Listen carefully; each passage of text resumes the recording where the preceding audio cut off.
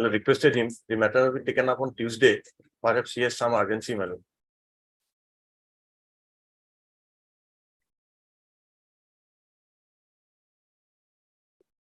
Tuesday will be difficult. Tuesday will be difficult as the election matter fixed. Thursday then. May it please, Lord. Just, I'm praying for list. just 15. Both sides are represented of the prayer made by Mr. S.K. Talukdar and Mr. Standing Counsel for the Corporation Department. This term. 8. I think 8. Yes. I'm praying for listing of these two admission matter, my lord. At least prayers to listing, give it to the court master. Oblige, Lord. You'll have to make some adjustments 1 or 2 days. I beg to mention for listing a motion matter, madam. No committee is motion, madam. Give it Monday, to the court master. He'll Monday, madam. No committee. give it. He'll have to make some plus or minus here or there. My lord, for an eviction item for tomorrow motion, my lord. Tomorrow. Apprehending eviction, my lord. Settlement has been cancelled. Now they are proposing to evict tomorrow, my lord. Okay. Kindly. Well, similar prayer for tomorrow, that's why I'm making the mention. My lord. Some urgency, my lord, the account of a car dealer has been frozen by the, my lord, by the bank authorities on some, my lord, at the behest of a third party, in which we are not connected, my lord. I'm obliged. Lordship, with due consent from the other side. I beg to mention item number 7, Lordship. So this matter may be passed over to then maybe fix on Thursday next, Lordship. Okay. This term. 8/6/2023 as paid for by the Council of the Petitioner. Both sides are represented. Yes. May I please, madam, I beg to mention item number 11, my lord. Yes. My lord, my senior is out of the station, my lord. I pray that this matter may come up after 2 weeks, my lord. Just wait, there's something in this file. Item 11.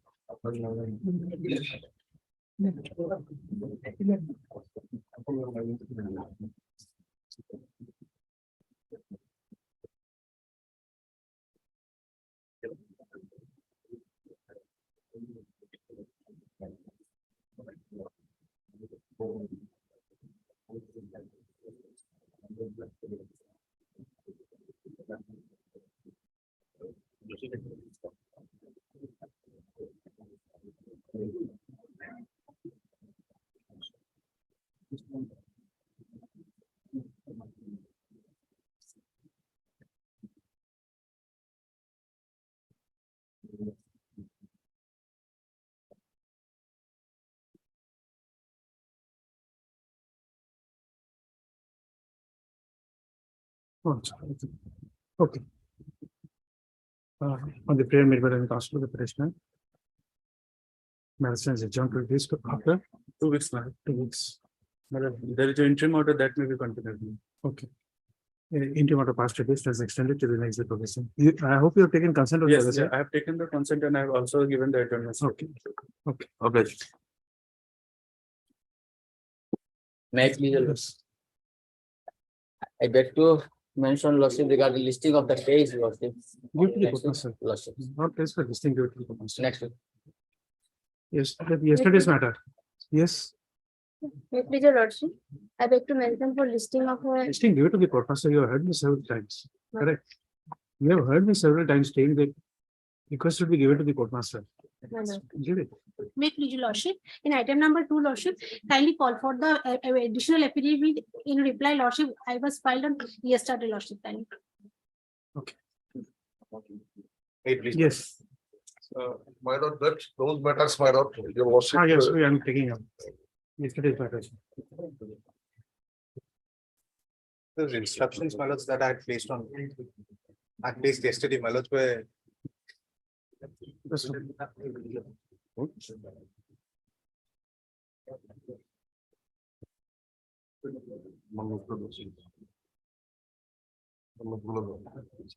Just pass a couple of them. Yesterday, that will be listed. That will be taken up today. As understood.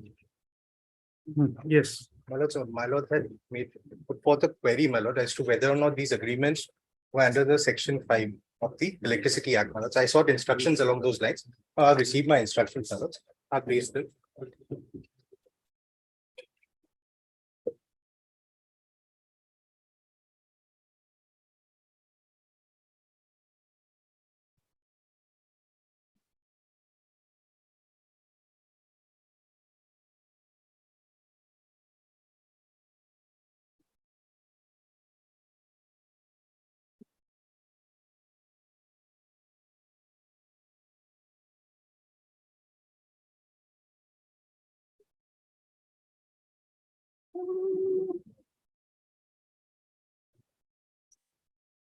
Okay, give a copy to Mr. Manoj, I'll get them. Let's check. Secondly, Manoj, the instructions that I had placed, Manoj, the 13-page instructions that I placed yesterday, Manoj, therein a breakup is given of the expenditure incurred by the APDCL on a monthly basis by keeping these agreements or these petitioners agreements in force, Manoj. Relevant being page 10, Manoj. Because the reason assigned to the termination notice is that it is no longer commercially viable for the APDCL to continue with these agreements.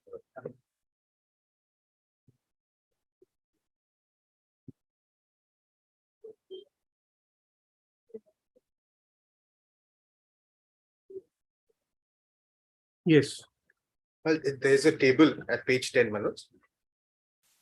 At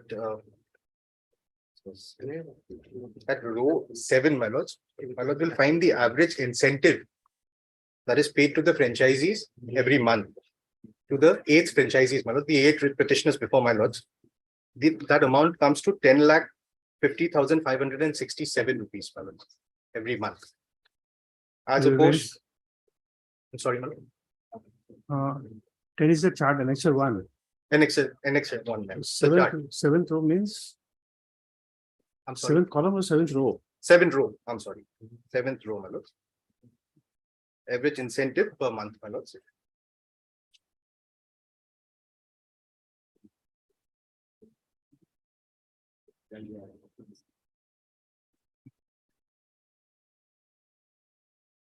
And the last row, Manoj, will see if the APDCL were to take up these operations and to do them themselves, Manoj, we'll be incurring a cost of only 6,28,347.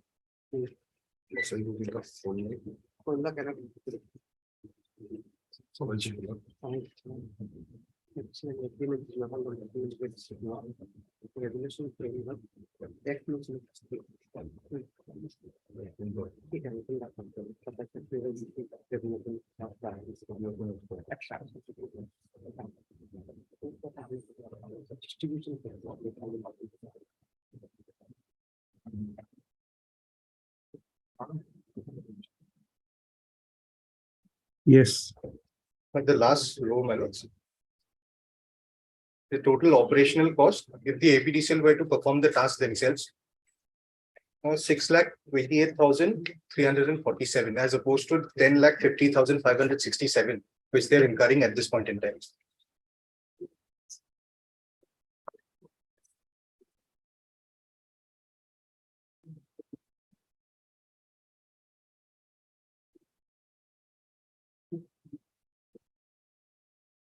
Yes. Additionally, one of the petitioners have also tried to project a case that their performance has been exemplary and they've been generating revenues for the APDCL, Manoj. So, Manoj, may kindly have page 13 of those instructions itself. The second last row, Manoj. I hope Mr. Chaudhary has the copy. Manoj, I'll get them a copy. I'll get them a copy. Yes. The second last row, there's a total areas up to January 2023, Manoj. These pertain to the 8 franchises before my lords, and the areas for the revenue that is due and payable to the APDCL is to the tune of 3,85,121, my lords. They are yet to recover those revenues, my lords, and pay it to the APDCL.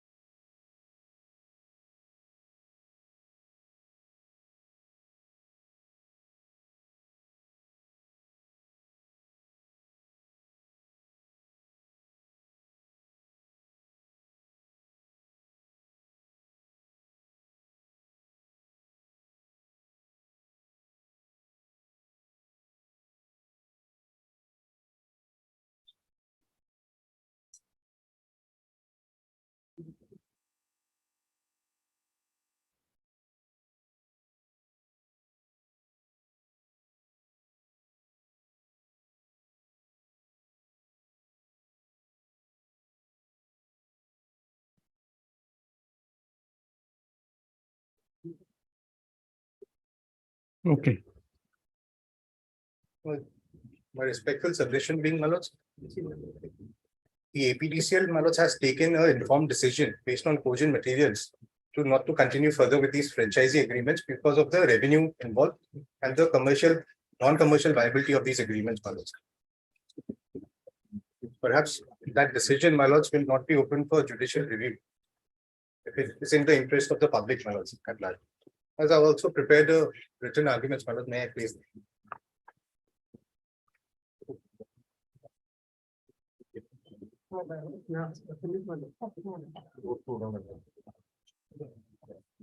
yes, Mr. Chaudhary, anything in reply?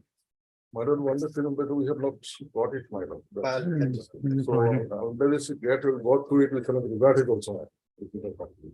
Now, what is there from this, by the way, we find from this page? They say it is not under section 5.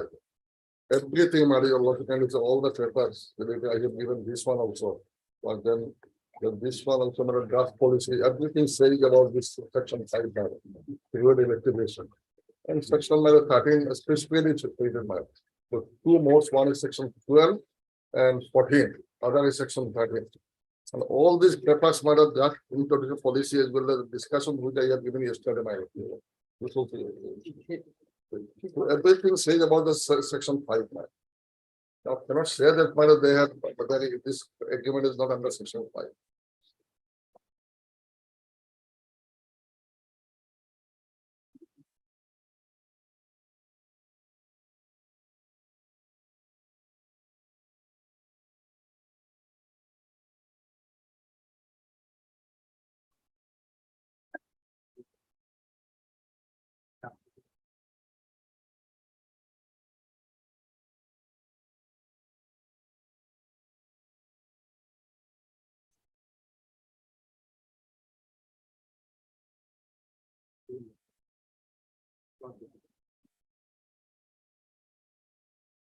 Page number 2, my lord, definition of franchising, distinct features.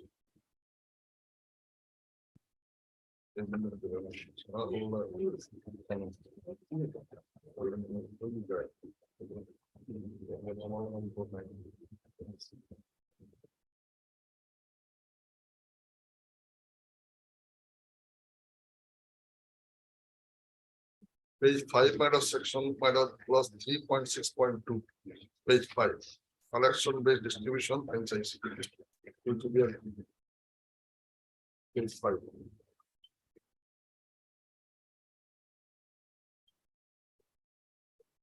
In fact, our own is not about the loss file, that is technical and commercial loss file. That is.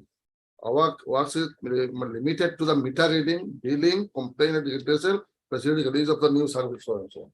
We are not at all concerned about that part.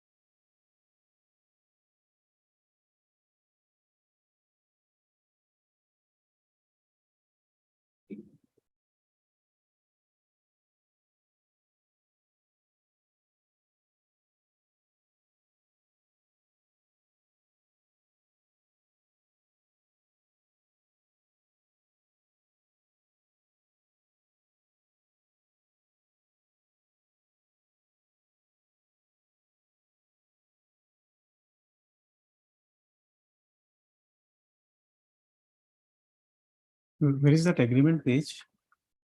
Page 21.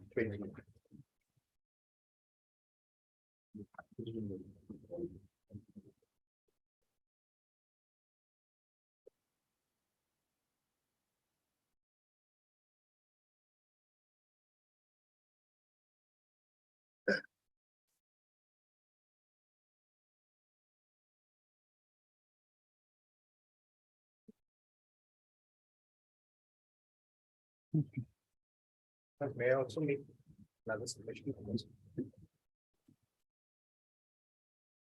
Every good thing must come to an end.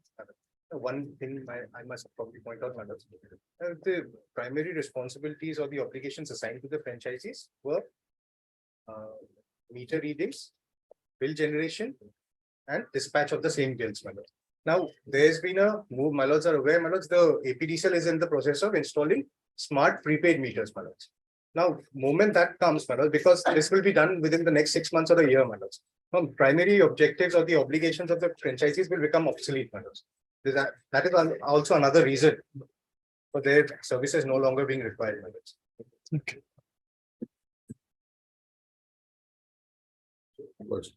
I pass orders. It may be uploaded tomorrow only. And you are your lordship because today is the date. Yes. Obliged to lordship. I'm deeply aware. Only one copy maybe. I'll give, Please, I'll please, give them a copy right away. because if I'm to use that. Manage, Mr. I'll- Chaudhary I'll must- get them. You give it at 2 o'clock. If Mr. Chaudhary is to say anything, we'll hear that. Because he doesn't have the, I'll give it to him right away. no, on the document, if you have to say anything, we'll hear you at 2.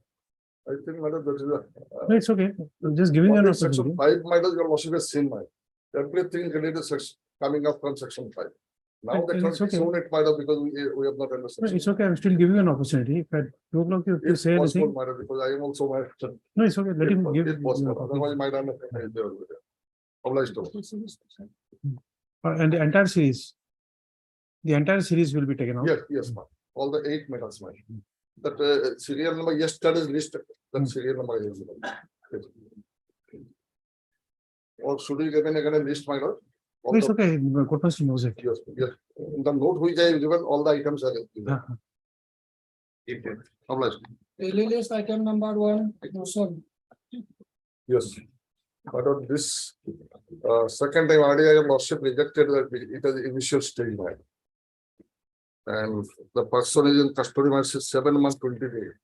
In the meantime, they filed fast charge sheet, man. So my, at this, my your lordship name, my lord, the next date is fixed on 10. Okay. Sorry, 12/6, my lord, next day, 12/6. Okay. Last time did we call for the? Yes, your case lordship, record? after going through the your lordship, order is my page 20. The 33 is the, yes, sir, last 30.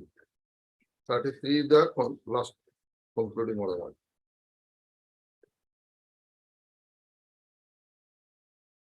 Charge sheet has been submitted. Part charge sheet there. This is what Charge sheet, this okay. question involved here. Oh, okay. Parts are submitted on 6. On 10 actually, in fact, my dated 6/4, but I submitted on 10/4. Mr. H.R. Chaudhary and the senior counsel. Assisted by Mr. M. Chaudhary and counsel for the petitioner. Submits that part charge sheet has been submitted in this case. Page 40, man. 14. Page 40.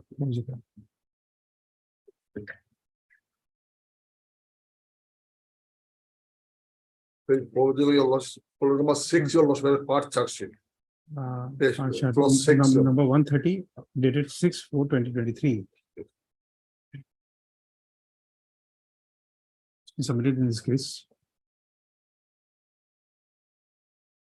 Before the court of Chief Judicial Magistrate Karimganj, Now it has been transmitted to the special judge and DPS Koresh.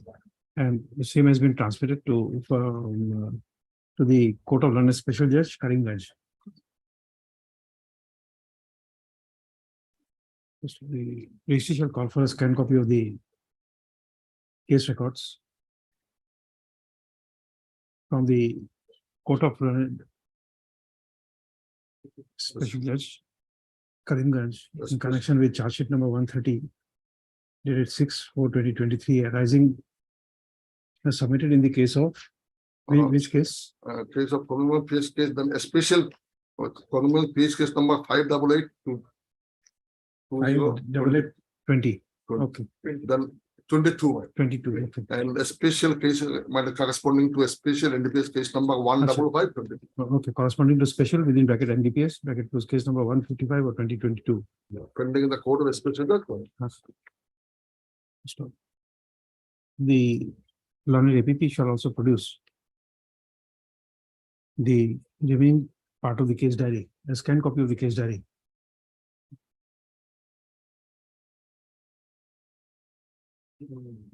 Make it scanned copy. We don't need the original one. Scanned copy of the relevant pages. Yes, then go. Scanned copy.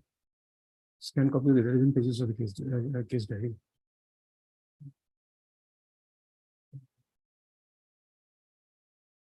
Get it by 7th. 7/6. For the Karimganj mail, my lord. 9th. Okay, because if it is scanned, they will send you by, will get you an email, but okay, 9th, 9/6. 9/6.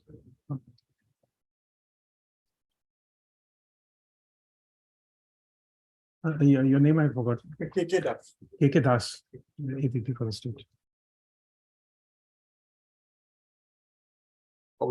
Just, Mr. Chaudhary, what has been stated about the charge sheet? What is the note of the IO for part charge sheet? Yes, the loss will find that.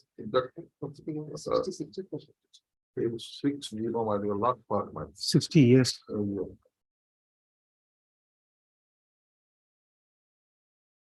You'll page 6/1, my dear, friend. 6/1.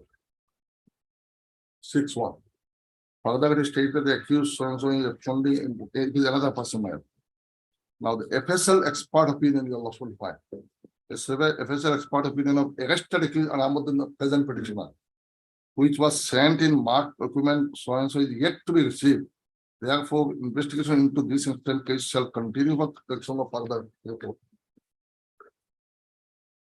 Okay.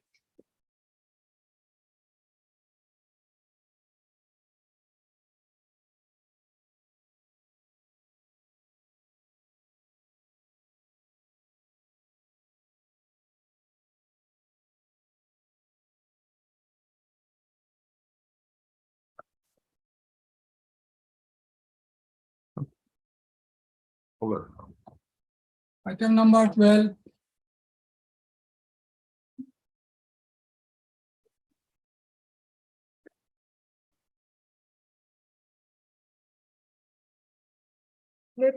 Yes. Your Lordship, my senior, Your Lordship, denial, he is on legs, Your Lordship. Kindly pass over the matter for timing, as instruction has received, Your Lordship.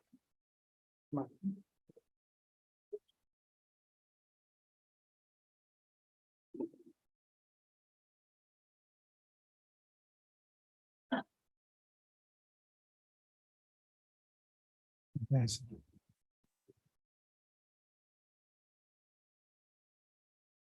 Move for admission.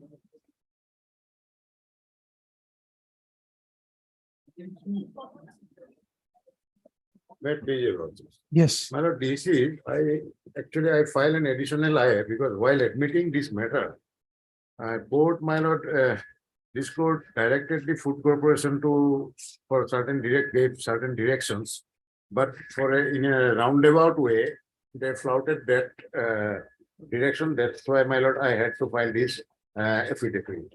Actually, the crux of the matter, my lord, I definitely will have to take some time. My lord, I'll invite your lordship to take up the writ petition first. Writ petition. And actually, earlier there were cases of this High Court, the judgments actually covered this type of actions were discarded earlier. My lord, lordship may take up the writ petition. My lord, what is challenged in this case was basically the unilateral, my lord, series of orders by FCI deducting, my lord, what is called railway demurrage charge from me, my lord. I am a transport contractor, And pursuant to an NIT, my lord, initially I was appointed for 2 years, which your lordship will find at page 29 of the writ. 29. Page 29 of the writ. This is in the Barak Valley, my lord. Appointment of handling transport contract ex railway siding Salapara. Salapara is in my lord Barak Valley. To food storage depot, Wadarpur Ghat for 2 years. This is of order 8/11/21. Then I commenced work from next day. The work is, my lord, till, my lord, November this year. Then what happened, my lord? I commenced the works, my lord. There was no complaint whatsoever for, my lord, entire, my lord, up to 2022. And I successfully transported all assigned foodstuff from the railhead. There was no dispute. Yet, my lord, right from the beginning, the FCI has been unilaterally and without, my lord, any notice, has been deducting, my lord, considerable amounts from my transportation bill, almost every bill, purportedly as demerit charges. Now, what the demerit charge is all about, I will have to explain it to your laws. No, I'm aware of that, but you see, the stand taken by the respondents is that against several rakes which have been placed, I'll they come did to that. not even place the trucks. I'll come to that. Whether the first question, first, my lord, whether the divisional office has the authority or not. My lord, I can tell your lordship that this is a matter. This matter is actually covered by earlier judgment. Since the matter is covered, I will not mind, my lord, if the entire case is disposed of. I will show. Therefore, let me finish the facts first. Forget about, my lord, the questions that one day I failed to place my trucks and. My lord, there is a railway circular which your lordship will find at page 37-38.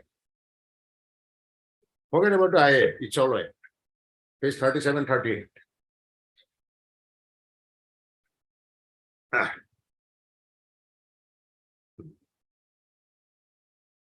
Annexure 5, my lord.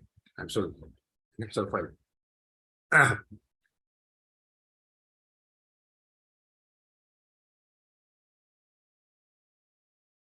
Here, lordship, 2.5.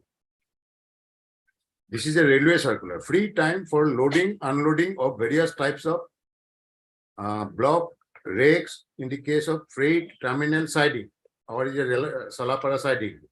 Steel oblique good sets worked on engine loaded on basis. Now see type of rakes. Open rake, free time 3 hours. Unloading time 5 hours. So there is a free time given, then flat rate 6 hours, unloading time, my lord, 6 hours. Now, my lord, that this means that when the wagons or rake arrive at a railway head, within 3 hours, the foodstuff will have to be unloaded from the wagons. If you take more than that, then the demurrage comes. Then the demurrage which your lordship will find in the next page, page 338. Rates of demurrage charge, 3.1. Demurrage charge shall be levied at the rate of 150 per 8-wheeled wagon per hour or part of an hour for detention of wagon in excess of permissible free time for loading, unloading. The rates of demurrage charge prescribed above shall be applicable equally to all 8-wheel goods wagons, coursing vehicles other than passenger vehicles. We are not concerned about that, irrespective of their carrying capacity. Rates of demurrage charge in respect of 4-wheel wagons vehicles shall be half of the rates. Then 3.42 below, penal demurrage. 3.4.2. The rates can be increased by say 2 times or 3 times or so on, and not necessarily 6 times at one go in all cases. In fact, railway may decide to levy variable rates like 2 times for the first 3 hours, 3 times for the next 12 hours detention, and so on and so forth. It goes on, my lord, increases. Now, in this case, what happens? Normally, in respect of FCI, in respect of, my lord, every consignment, FCI issues an indent essentially, my lord, 24 hours prior to the arrival of the wagons. Suppose New Guwahati. Which is like, my lord, at page 31.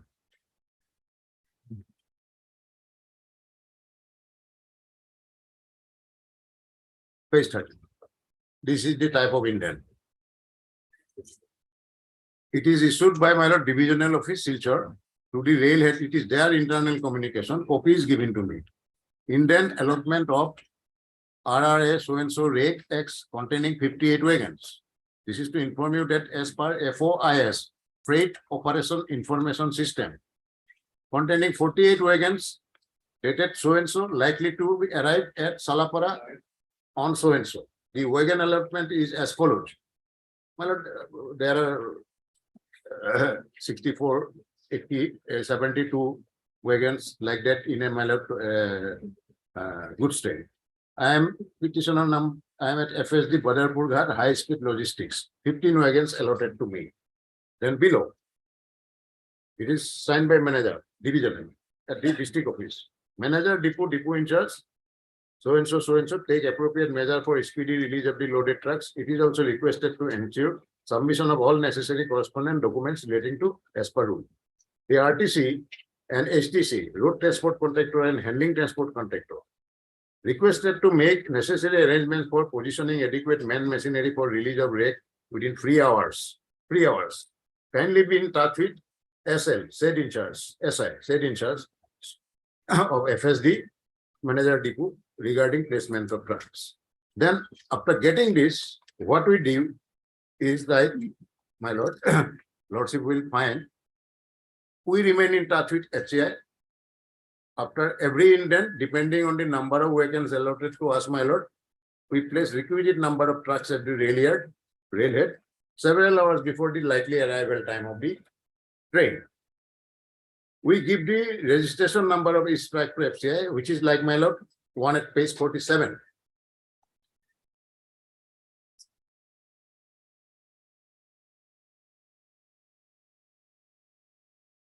Kindly have a look. This is from to the divisional manager, Food Corporation of India, district office. Information regarding details of state operation transport, so and so. Salapara, from Salapara to Badarpur on so and so 8 AM hours and completion of transportation so and so at this. Then below we give, this is in reference to above, we give the list and registration number of the trucks that we place at the railhead hours before the arrival time. So this is how we communicate. These are matters of record. These are matters of record about placement of trucks, well in advance. Now, as your lordship know, suppose here also, normally the goods trains, my lord, arrive during the night hours. Normally. Right from Srirampur, those coming to Assam, 9 PM, 10 PM, 11 PM. And as soon as the train with wagons arrive, my lord, we as transport contractor, we cannot directly receive the goods from the wagons. We are not the consignee. FCI is the consignee.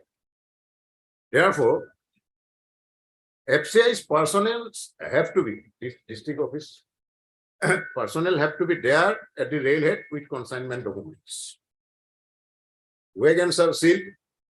First, the seal has to be opened in presence of railway representative and FCI representative. Not that transporter can do nothing. Then that is inspected jointly by the railway, documents submitted by FCI to railways, details are entered into registers. That is why, in this case, I have also made railway as a pro forma respondent. Then the wagons doors are opened ultimately. Then wagons doors, unloading is done by the, it is admitted by the, doors are open, then unloading a wagon, logging it. Those were my bags of my food stuff were taken to the truck's place. Then the trucks go for women. Sir,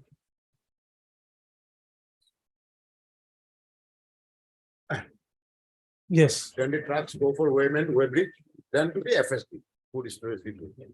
where it is unloaded and staked by us. But the harsh reality is, and we have been subjected to, has been that on numerous nights, the concerned FCI personnel of the depot, Babus that they don't come to the station. They leisurely come, my lord. Normally, suppose a train arrives at 11:30 midnight. The FCI representative, depot representatives, they come in midnight. They come leisurely next morning at 10:30. Babus that they are. Therefore, there is a delay. 3 hours gone. And therefore, railway, my lord, inflicts the demurrage for the late opening of wagons on FCI. And FCI, my lord, in a most illegal and arbitrary manner, unilaterally, shift the buck on me. From my every transportation bill, they deduct, I will show the type of order from our concerned bill. And we have been all along objecting right from the beginning, having found no way, we approach your lordship.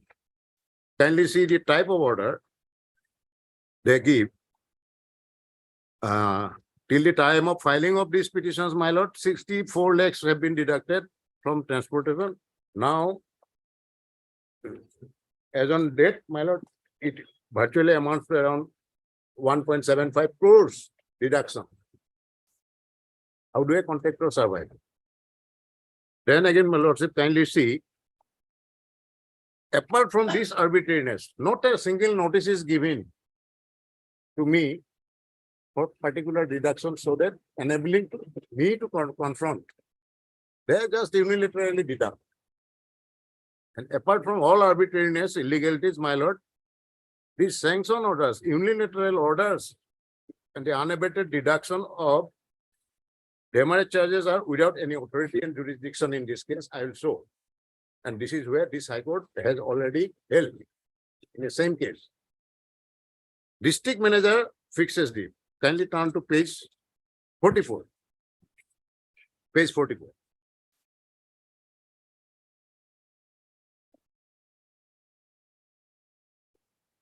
Page 44. This is one.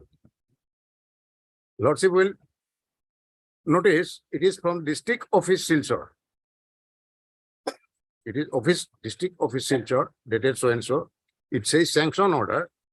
Sanction is accorded for the payment of following transportation bill in respect of so and so. The manager accounts FCI DO Silchar is requested to make payment after thoroughly checking, verifying bills and deduction of demurrage liability. Now see the columns. It is for certain period, bill period, gross bill amount, income tax, that is normal. Then DC, which means demurrage cost 63,730. This is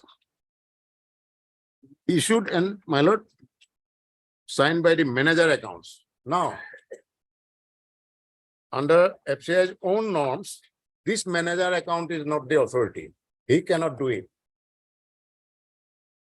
It is the regional manager, general manager nowadays. At the regional office, Guwahati, who is the authority? Who gives, my lord, appointments to the transport pursuant to NITs? Lordship will find that no whisper, my lord, in this letter, lordship simply it is listen. The district officer writes, he doesn't say that as per as per approval given by the general manager, regional office, I am deducting this. He on his own is deducting.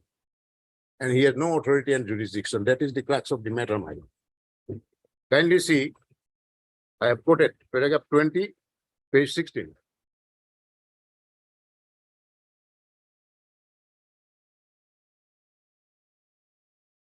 I have quoted. I am reading, my lord, paragraph 20.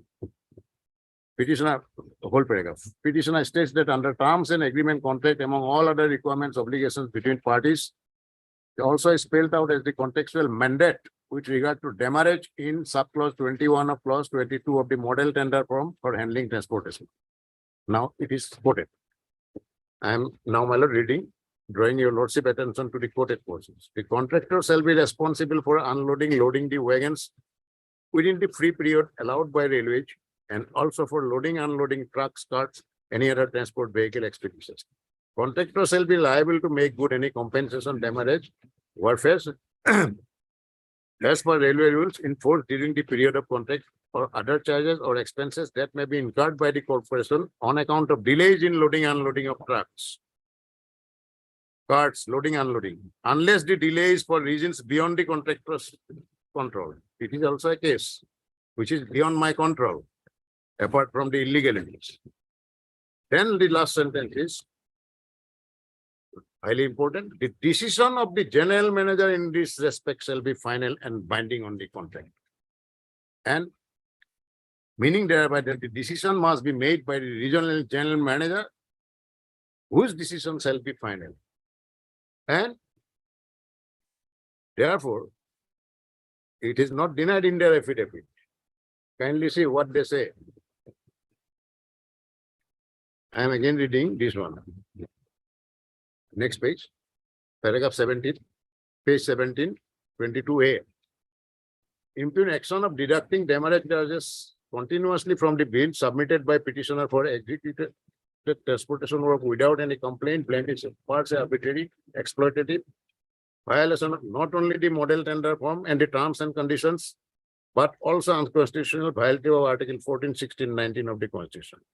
Impugn unilateral deduction on account of demurrage having not been decided, proclaimed by the prescribed authority, namely General Manager FCI Assam Region, and the same having been consistently imposed by the concerned divisional manager is without authority and jurisdiction. Now see their reply. That paragraph 32, page 33 of FCI's affidavit.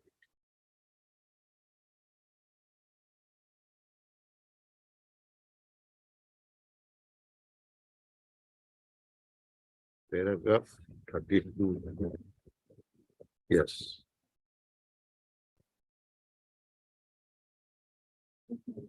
Page 19 of the affidavit, has you also got it? It simply says, with regard to statements made in paragraph 20, 21, I have nothing to say as it is a matter of record. Then 33 says, statements made in paragraph 22 and the region's grounds assigned are not factually correct and also misleading. Why I am talking about the authority and jurisdiction. So this is how they reply to it. Now, this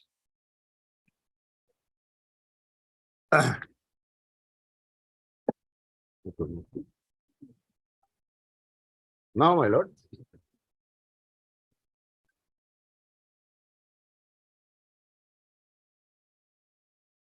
this has been squarely dealt with and decided by this court in more than one judgments. And now, placed before your lordship, the judgments.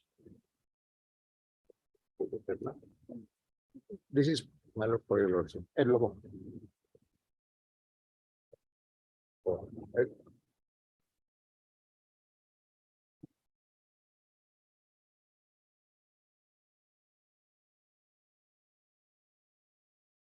Actually, my lord, this is reported in 2000, volume 2, GLT, page 537. It was by Honorable Justice Biswas, my lord. Gulbuk Enterprise. I will read, my lord. Petitioner preferred this read petition issuance so and so. This court wide contemplated so and so. As an interim measure not to deduct the amount, okay, petitioner bill until further orders. Thereafter, on so and so order was passed by this directly and not to deduct. My lord, come to the next page. So senior counsel have completed that the petitioner entered contact with respondent number 1, named FCI, for transportation food gains from so and so for a period of 1 year that the contract provides so and so. Then he, my lord, places the same clause 12A, liability of contractors for losses, etc., suffered by the Here the last sentence, I have already read it, my lord. From my writ petition, it was quoted. The decision of the senior regional manager, now redesignated as general manager, regarding such failure of the concurrence and their liability for the losses, etc., suffered by corporation shall be final and binding on the court.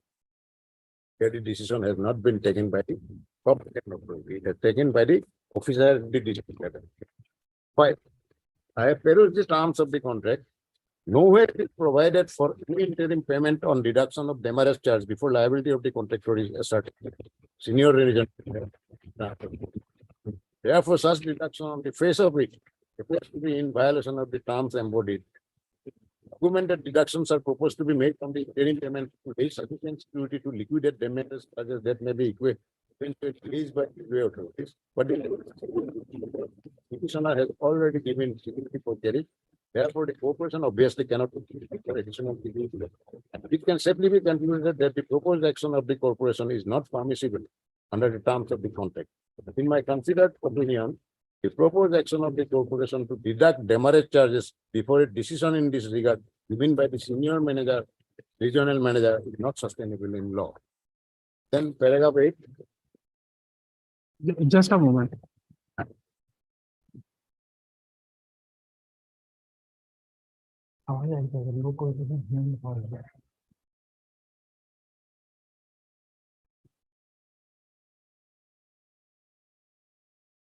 Yes, Then paragraph 8. The ratio available, it cited certain decisions, are not the last to say that the powers of a court under Article 26, 2 and 6, discretionary nature, it has to be invoked on consideration of the facts, nature of the contentions, dealings between parties in a particular case. Where dispute relates to arbitrary and unfair action can be set at rest without going into factual details. The court shall not refuse to invoke such powers to direct the parties to resort to alternative remedy for so and so. Court cannot, shall not. In Mahabir Auto, Lordship knows about that case, is quoted. We are of the opinion that in all such cases, whether public law or private laws are involved, depends upon facts. The dichotomy between rights and remedies cannot be obliterated by any straitjacket. It has also to be examined in this particular case. Sought to urge that there are certain cases under 14 of arbitrary exercise of power and not cases of exercise of right arising under so and so. We are of the opinion that that will depend upon the factual matrix. Then paragraph 10 minus. It again refers to one case. In our view, bringing the state activity in contextual matters also within the purview of judicial is inevitable and is a logical corollary to the stage already reached in decision of this court so far. Having fortunately reached this point, we should now turn back to take a turn defined direction merely to stop here. In our opinion, two recent decisions in so and so, Manu, and Mahabir Auto also lead the same direction without saying so in clear terms. This appears to be also the trend of the recent English decisions. It is the consonance, in consonance with our commitment to openness, which implies scrutiny of every state action to provide an effective check against arbitrariness and abuse of power. This case is abuse. We would much rather be wrong in saying so rather than be wrong in not saying so. Non-arbitrariness being a necessary concomitant of the rule of law is imperative. It is imperative that all actions of every public functionary in whatever sphere must be guided by reasons and not humor, whim, caprice of personal predilections of the persons entrusted with the task on behalf of the state, and exercise of all power must be for public good instead of being so and so, so and so. Then paragraph 12, 11. It is this court's observation. It would appear from the above non-arbitrariness, it is essential concomitant of the true rule of law, and all the actions of every public functionary in whatever sphere must be guided by reason. It is clear from the above that exercise of power must be for public good instead of being abuse of the same, and exercise of powers of a state instrumentality emanating from the terms of the contract cannot be placed beyond the purview of judicial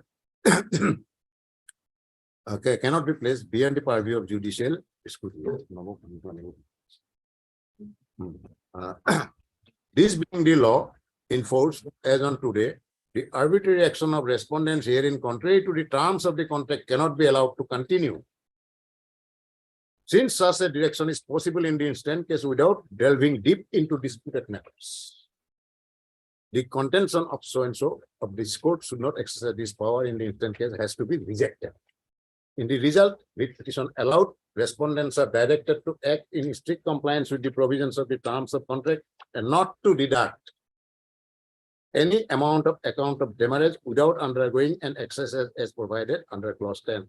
It has to be by a competent court. And if suddenly you say 68,000 for a single night or 6.2 lakhs, how do you compute it? How have you calculated it upon? Have you given me a sheet of notice to confront it? No, unilaterally. Because being the consignee, the belated opening of the Mylord wagons stranded at the Mylord platforms, railway imposes demurrage and they just shift the park on us, on our side. That has been going on. And it was once. Now, again, Mylord, this judgment was also followed. This time by another decision I am giving by Justice Talapatra. Lordship knows he was here from in the Tripura High Court, Mylord. He had relied on this. Paragraph 378. And next case. Paragraph 3. The same facts, Mylord. Food gates FCI go down when the petitioner submitted the running bills for transportation in terms of said contract. Respondent deducted demurrage charge without paying against running bills. Then next paragraph. This Bulbul enterprise, earlier case of Mylord Honorable Justice Biswas, has been relied upon. Then it says, it again discusses that particular clause 12. Then ultimately, it says the Bulbul enterprise. Another case, Mylord, Patul Saha. Then the last paragraph, paragraph 8. Having regard to the submission made by learned counsel for the this writ petition is disposed of with the following directions. The respondents are prohibited from realizing the demurrage from running bills of the petitioner in terms of the said contract unless the demurrage is ascertained by due process and on embarking a proper exercise where the petitioner will have a room for having his say. Dispute judgments are passed on the same day. Only on consideration of these demurrage can be ascertained. That apart, amount that has been realized so far on the purported provisions incorporated in the said contract shall be refunded to the petitioner unless the demurrage is ascertained by respondent following process indicated in law within a period of 3 months from the day when respondent received copy of the bill. The respondents are restrained from realizing any demurrage from the running bills of the petitioner in future. Means the contract was ongoing. This contract is also ongoing. It will finish in November, coming November. Same facts. The respondents are restrained from realizing any demurrage from the running bills of the petitioner in future without ascertaining the amounts of demurrage realizable from petitioner, the contractor in terms of said agreement, that is so and so. And the last order, it is also there is another case.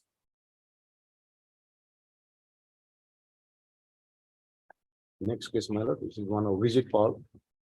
Same, it's the same judgment. Same thing. Last paragraph, same.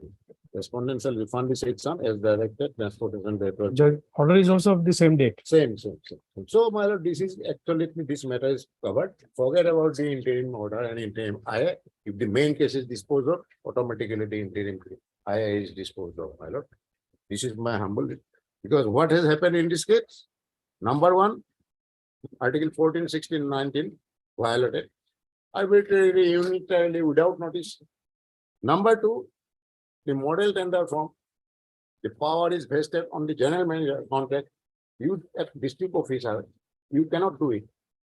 Number three, natural justice, no prior intimation, unilaterally fixed. Here demurrages and cut it from every bill. For FCI's failure, you cannot shift the burden. You are abusing the power. It is also against public good. Determination of liability without giving me a say, opportunity, it is exploitative. And no process followed, Mylord.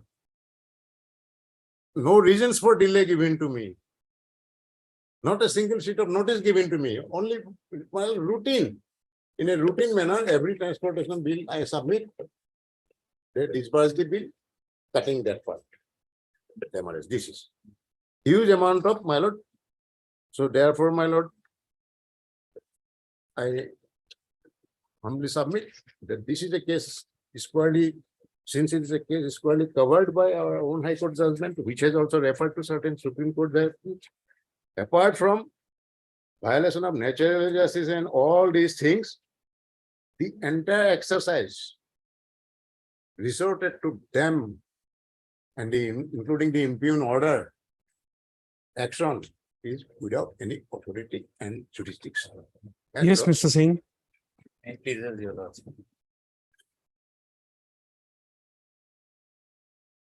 And contention raised by the petitioner has been denied by the FCI in its affidavit in opposition and affidavit in reply also. First of all, I would like to Place certain facts how these demurrage charges are being imposed on the petitioner or other contractors who are not before this lordship. First of all, my lord, what the procedure is that railway imposes fine in the form of demurrage charges for the time taken in access of applicable railway time, my lord. That I have stated in paragraph 12, page 7. And thereafter, the railway deduct the demurrage, imposes the demurrage on the FCI, and the FCI in turns proportionately recover that state demurrages money from the various contractors, including the petitioner, my lord. Now, clause 10A, which is your lordship will find in page 121, my lord, of affidavit in opposition. Running page is 74.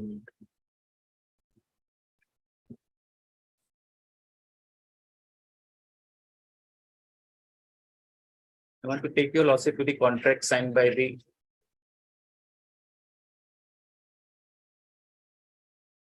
Page. my lord, it is page 74, my lord. So double page. 74, yes. 74 of my affidavit in opposition. Down below, liability of the contractor for losses, etc., suffered by the corporation. The contractor shall be liable for the cost, damages, warface, forfeiture of wagon, registration or fees, charges and expenses suffered or incurred by the corporation due to the contractor's negligence and unworkmanlike performance of any services under the contract or breach of any terms thereof, or his failure to carry out the work with a view to avoid incurrence of the damages, etc., under the contract or breach of any terms. 10A clearly states that if the FCI, if the contractors, that the contractors are liable for the damages charges which is imposed by the railway. Then mind out further relevant clauses, clause 20, page 86, my lord. 21 kilometers. Page. Page 86 of the affidavit in opposition.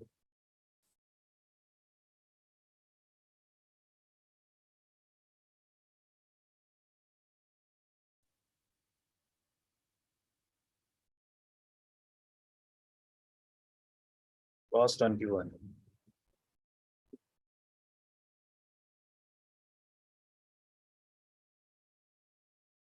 Hey, read it.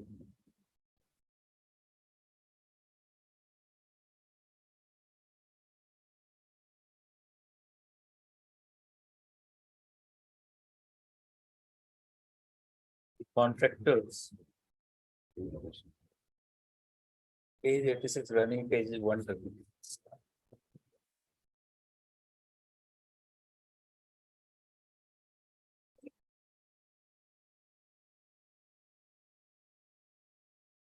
This is my lord, clause 20, Roman 20, that is duties and responsibility of the contractor, and sub clause is 21.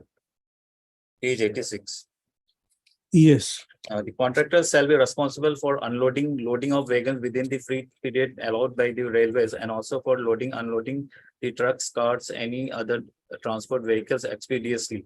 The contractor shall be liable to make good any compensation, damages, warface as per the railway rules in force during the period of the contract or other charges or expenses that may be incurred by the corporation on account of delays in loading, unloading of trucks, carts, and loading, unloading of vehicles, unless the delay is for reasons beyond the contractor's control. The decision of the general manager in this respect shall be final and binding on the contractor.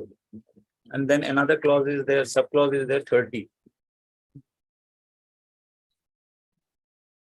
It also says that the contractor shall be liable for all the costs, damages, charges, and expenses suffered or incurred by the corporation due to the contractor's negligence and unworkmanlike performance.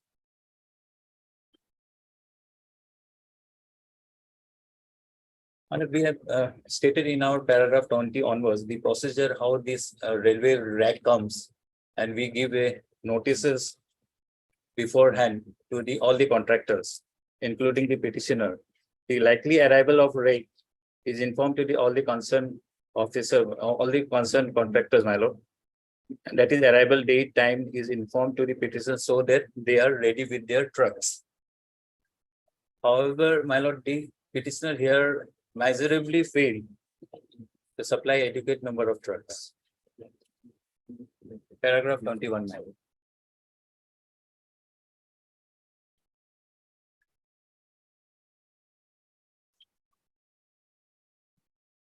Paragraph 21 of my affidavit in opposition, where we have stated that they miserably failed to supply the adequate number of trucks. Further, in paragraph 22, the contention of the petitioner has been denied.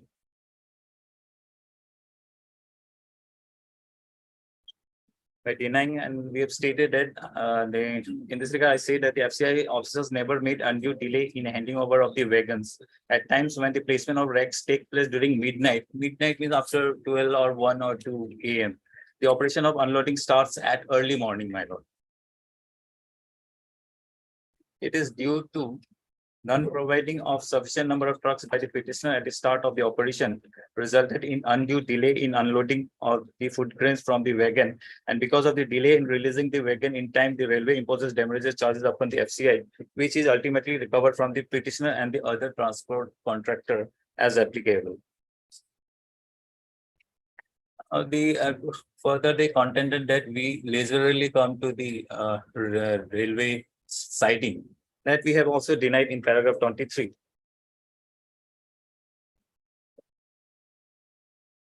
Let me turn to page 14.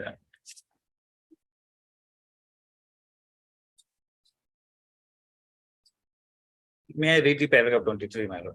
I specifically deny the statement of the petitioner that in respect of the arrival of every rake comprising wagons at Salchapara Railway had mostly during the early midnight hours, no official representative from the FCI turns up at railhead for observation of the formalities regarding unsealing and opening of the wagons. So that I quoted. In this regard, in this connection, the deponent craves to pray that the petitioner be put to strict proof of the grave allegations so made without any basis or materials.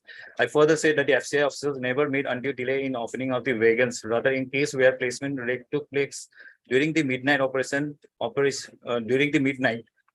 start as early as possible in early morning itself.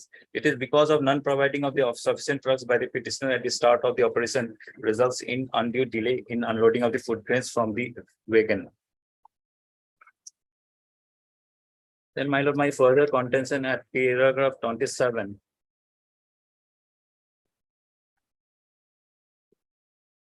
Page 15 of the affidavit in opposition. My lord may come to the next page, that is page 16, from the third line.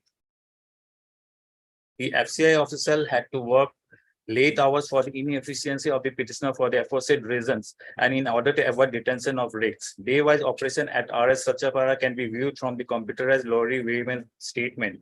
During November 2021 to August 2022, around 50% rakes were released at 18 hours, that is 6 PM. Which indicated that FCI officer posted at RS Salchapara even at late hours so as to avoid the detention of rakes. Instances of release of rakes at RS Salchapara may be referred wherein rakes are released even at 1 AM or 4 AM in the morning. That is after working, the FCI my lord, work officials even work till 1 AM or 4 AM in the morning, my lord. Then regarding damages charges, paragraph 29, my lord, may and maybe.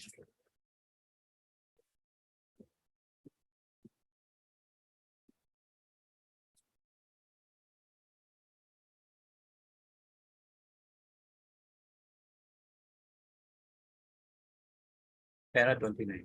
What is release of rakes? What does it mean? Release of rakes? Release of after rakes mean comprising of wagons, my lord. It may be 47 wagons or 52 wagons. So in case of the 47 wagons, the free time is different free time is available, and in case of 52 wagons, free time is different free time is available. So all these wagons comprising makes rake, one rake. We say the rake. What does it? What does the word release mean? Release means Rakes are released when after unloading of the food grains Okay. from the wagon to the to Okay. their trucks. My lord, what I want to impress upon that it's a disputed question of facts which has been raised by the petitioner. The remedy lies in the civil court to claim the damages charges which has been imposed. My lord, then my paragraph 29, madam. Page 17. From the middle part, while denying it is due to the non-providing of the sufficient drugs at the start.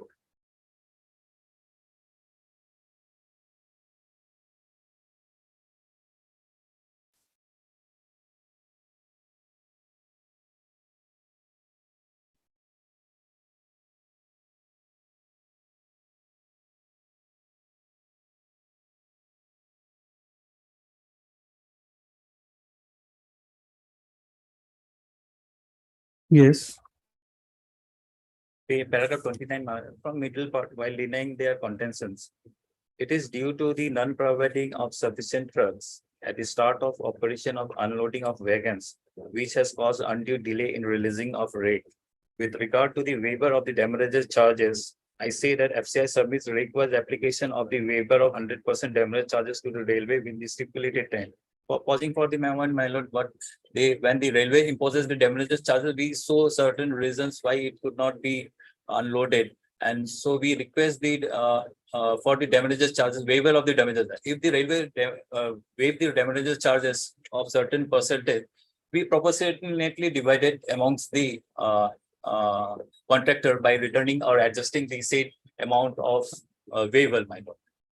It is on the receipt of the waiver of the damages charges from the railway authority. The same is forwarded to the higher office for further proportionate refund to the respective contractors. I further deny the letter dated 25/8/2022 of the petitioner annexed to the writ petition, which does not depict the state of affairs, true state of affairs.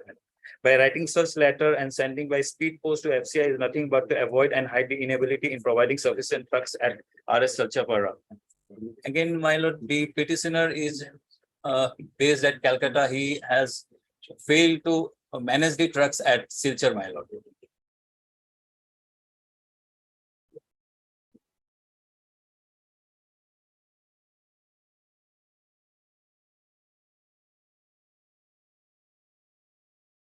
Then, my lord, paragraph 31.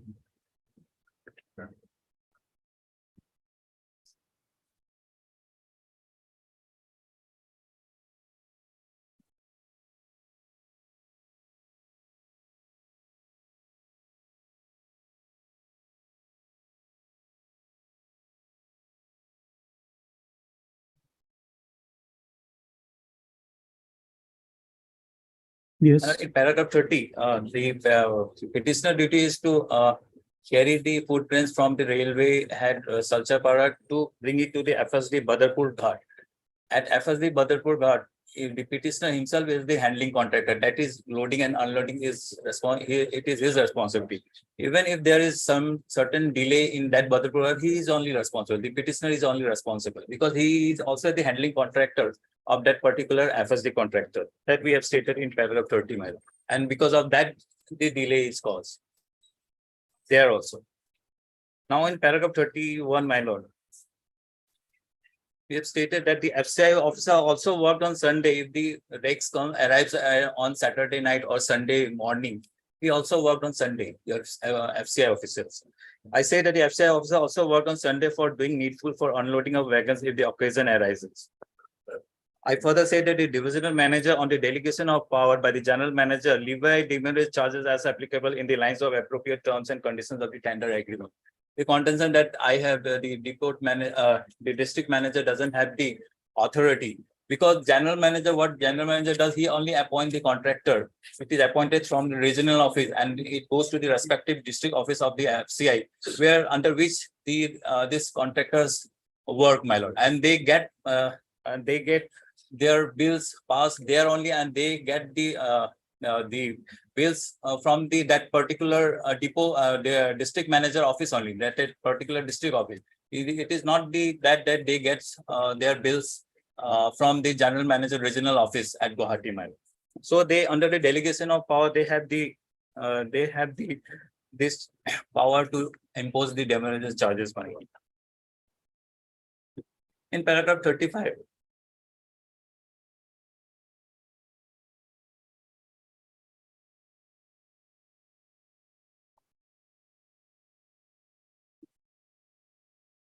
In paragraph 35, we have taken the point that this is a disputed question of fact, that so the remedy lies before the civil court, my lord, for whether this demurrage charges has been in fact levied correctly or not. They may go for the civil remedy, and if it is not according to him, then they will get their money returned.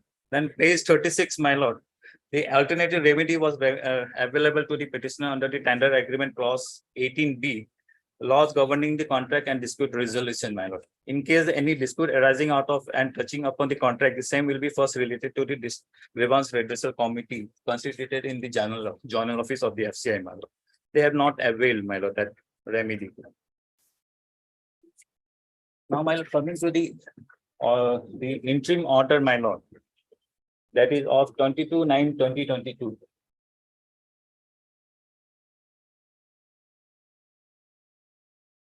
On that day, unfortunately, my lord, FCI council was not there on the heat of movement, moving this matter.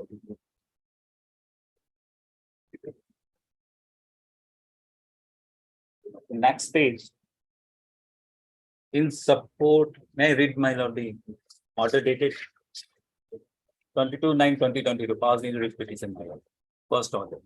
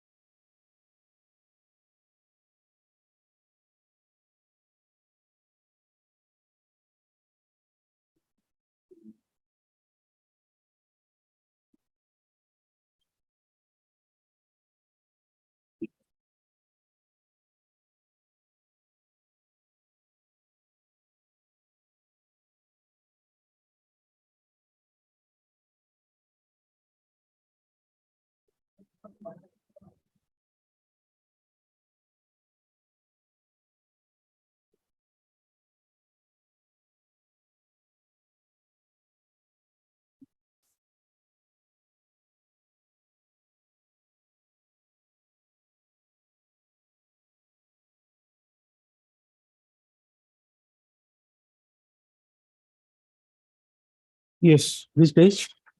Only my first order, that is order dated 22/9/2022. On the next page, my lord, in support of his prayer.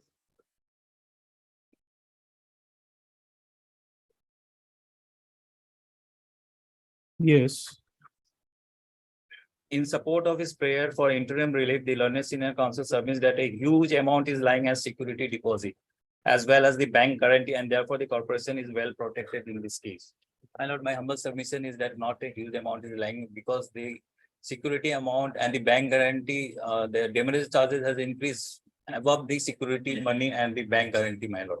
The security money, I will come to that security money, but before that, the notices were also issued to the petitioner that they are failing in their duty in providing the requisite number of trucks, my lord.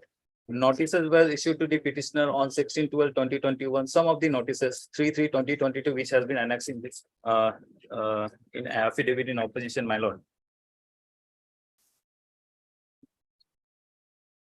Page 59 onwards, my lord. Page, 59.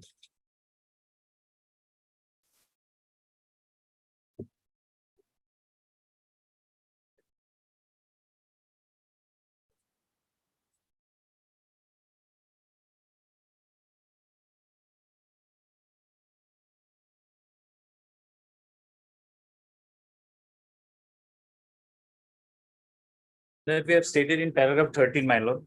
Our paragraph that the notices may read the paragraph, my lord.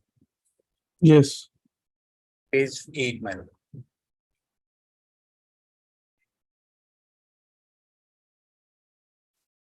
yes,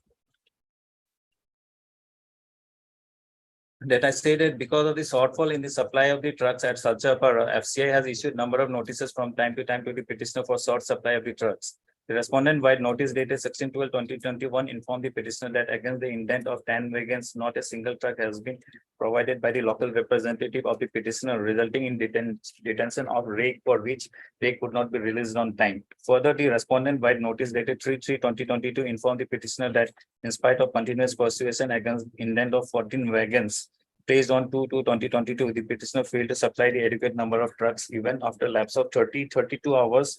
And as on 3/2/2022, around 360 MT remained to be transported to Sarjapara rail yard to the FSD Badapur Ghat, leading to detention of the wreck. It was intimated that the panel demurrage to the tune of 6 times is imposed at Sarjapara since January till March by the railway authority, mainly due to the slow pace of releases of rakes. It is also intimated that due to the short supply of the trucks, labor footprints from the indented number of wagons from the rakes placed during the material period could not be completely moved and had to be diverted through STC, TC of other depots in order to avoid inordinate delays of the rake release. So when he has failed, we have to divert that footprints to other depot which are being conducted by different transport contractors, just to avoid the further delay and further damage charges to be levied by the railway authority, my lord. They levied, my lord, imposes almost 6 times, and thereafter we have to get it done through the different contractors proportionately, my lord. So, my lord, their security money. but still you have not addressed what Mr. Babra has said. You see, he says that the decision must be of the general manager. If he No, doesn't say so, I have stated, my lord, I have read that paragraph. Because of the delegation of powers, the district office can impose the damages charges, my lord. but where is that document? There is no document. Mayor, your statement is there. Statement is there, I can place the document, my lord. After hearing no point placing anything, Because my statement is there, my lord, I think. that has been denied. In reply, Mr. Babra has denied it. This say that small, my lord, thing that we can produce it, my lord. The On question is Tuesday, not my small. If I start hearing, then No, a today large was big the date, ends. my lord, fixed for the, as per the last order, FCI was asked to produce, file one affidavit. That was pertaining to the regarding the damages interim charges. prayer. That we have filed it yesterday. That my was lord. interim prayer. That is, Now that we Lordship have has filed. heard the main case. And since this is a covered, the question is not about this. My lord, one more particular thing I want to say from their own affidavit. If They are the affidavit in damages charges, opposition. we will not deduct, then FCI will not be protected, my lord. It's after all public money. And if No, he it's wins the okay, case, my lord, we will have to return the damages charges. No, but. Impugn order does not What you do is reflect. a different matter, but you'll have to produce documents before the court. You said that. On Tuesday, we can produce it, my lord. No question. The impugn order is by the district officer.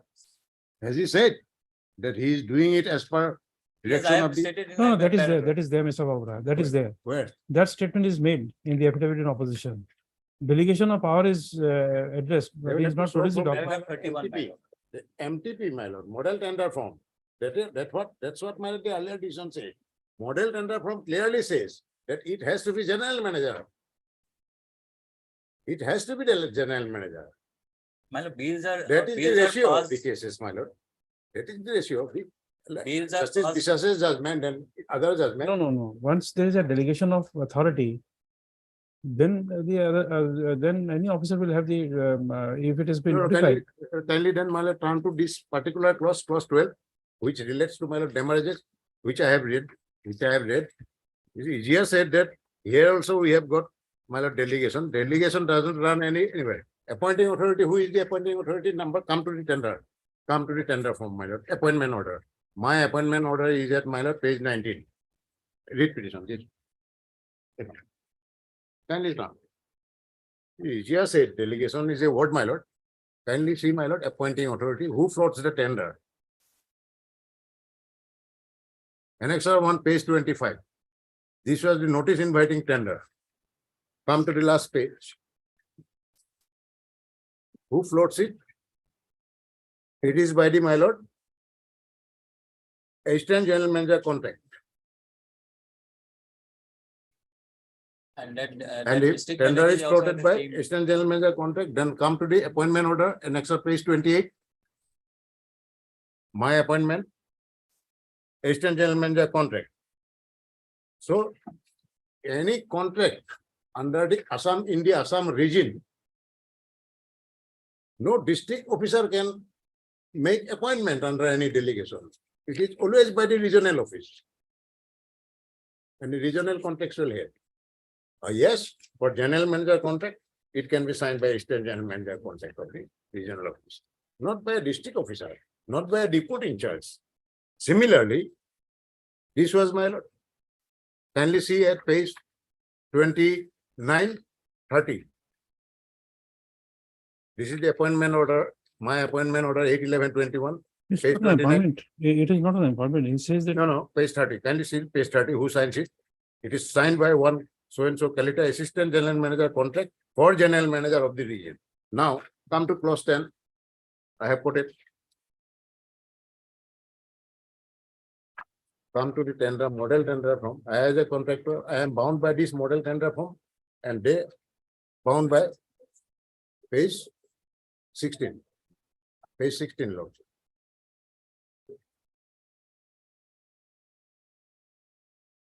Last sentence, page 16. This may be incurred by corporation on account of delays in loading and unloading. Unless the delay is for reasons beyond, this is also applied, this also applies, but I am not it. The decision of the general manager in this regard, transport assets shall be binding on the contract. No delegation. And this is what, my lord, this court has decided in the earlier judgments. Everything doesn't go by delegation, and moreover, has they given me a single sheet of paper while deducting, my lord, every time? And one more thing, my lord, kindly see, facts on facts also. Their affidavit in opposition, my lord, page 11.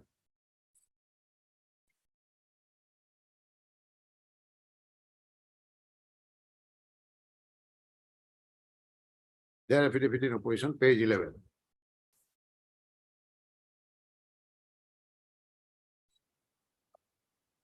As well as that with regard to statement in so and so, it is true that handling of food grains in railway siding Salapara is done by handling contractor, namely Onup Trade and Transport. This is another person.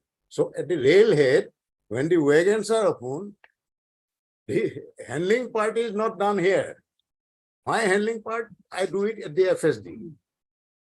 Unloading from the trucks to the. So when the wagons arrive, the first violate obligation is by the handler. This handler. So at the railway siding Salapara, where my lord the trains arrive, I am not the handling contractor there. It is somebody else. I am high speed. It's But somebody that else. has to It is be their provided, my. admitted course. This also reveals that I am not the first receiver. And moreover, as a transport contractor, madam, all their notices I have, they have given 3-4 notices, all their notices I have replied to. These are all factual disputes. The question is, do they have the jurisdiction and have they gone by the procedure? All right, suddenly deduct from a bill, 6.5 lakhs deducted from this bill. How you arrive at, what procedure you followed? Have you given me a sheet of paper to explain it? No. And kindly see the paragraph 10, the judgment I have given, my lord, that was also discussed.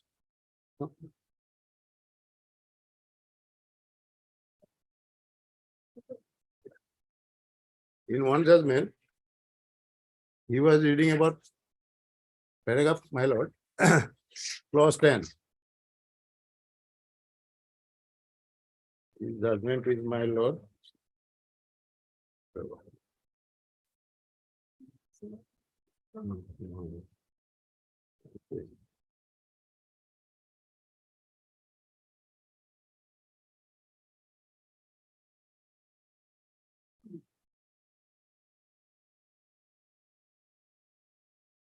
Yes. This judgment is, my lord. The second case, my lord. Bimalandu Roy. This is Talapatra judgment, which we write. Yes. Bimalandu Roy. Here, my lord, lawsuit may kindly come. They have referred to clause 10, liability of the contractor for losses suffered. Quoted. Here also it is quoted.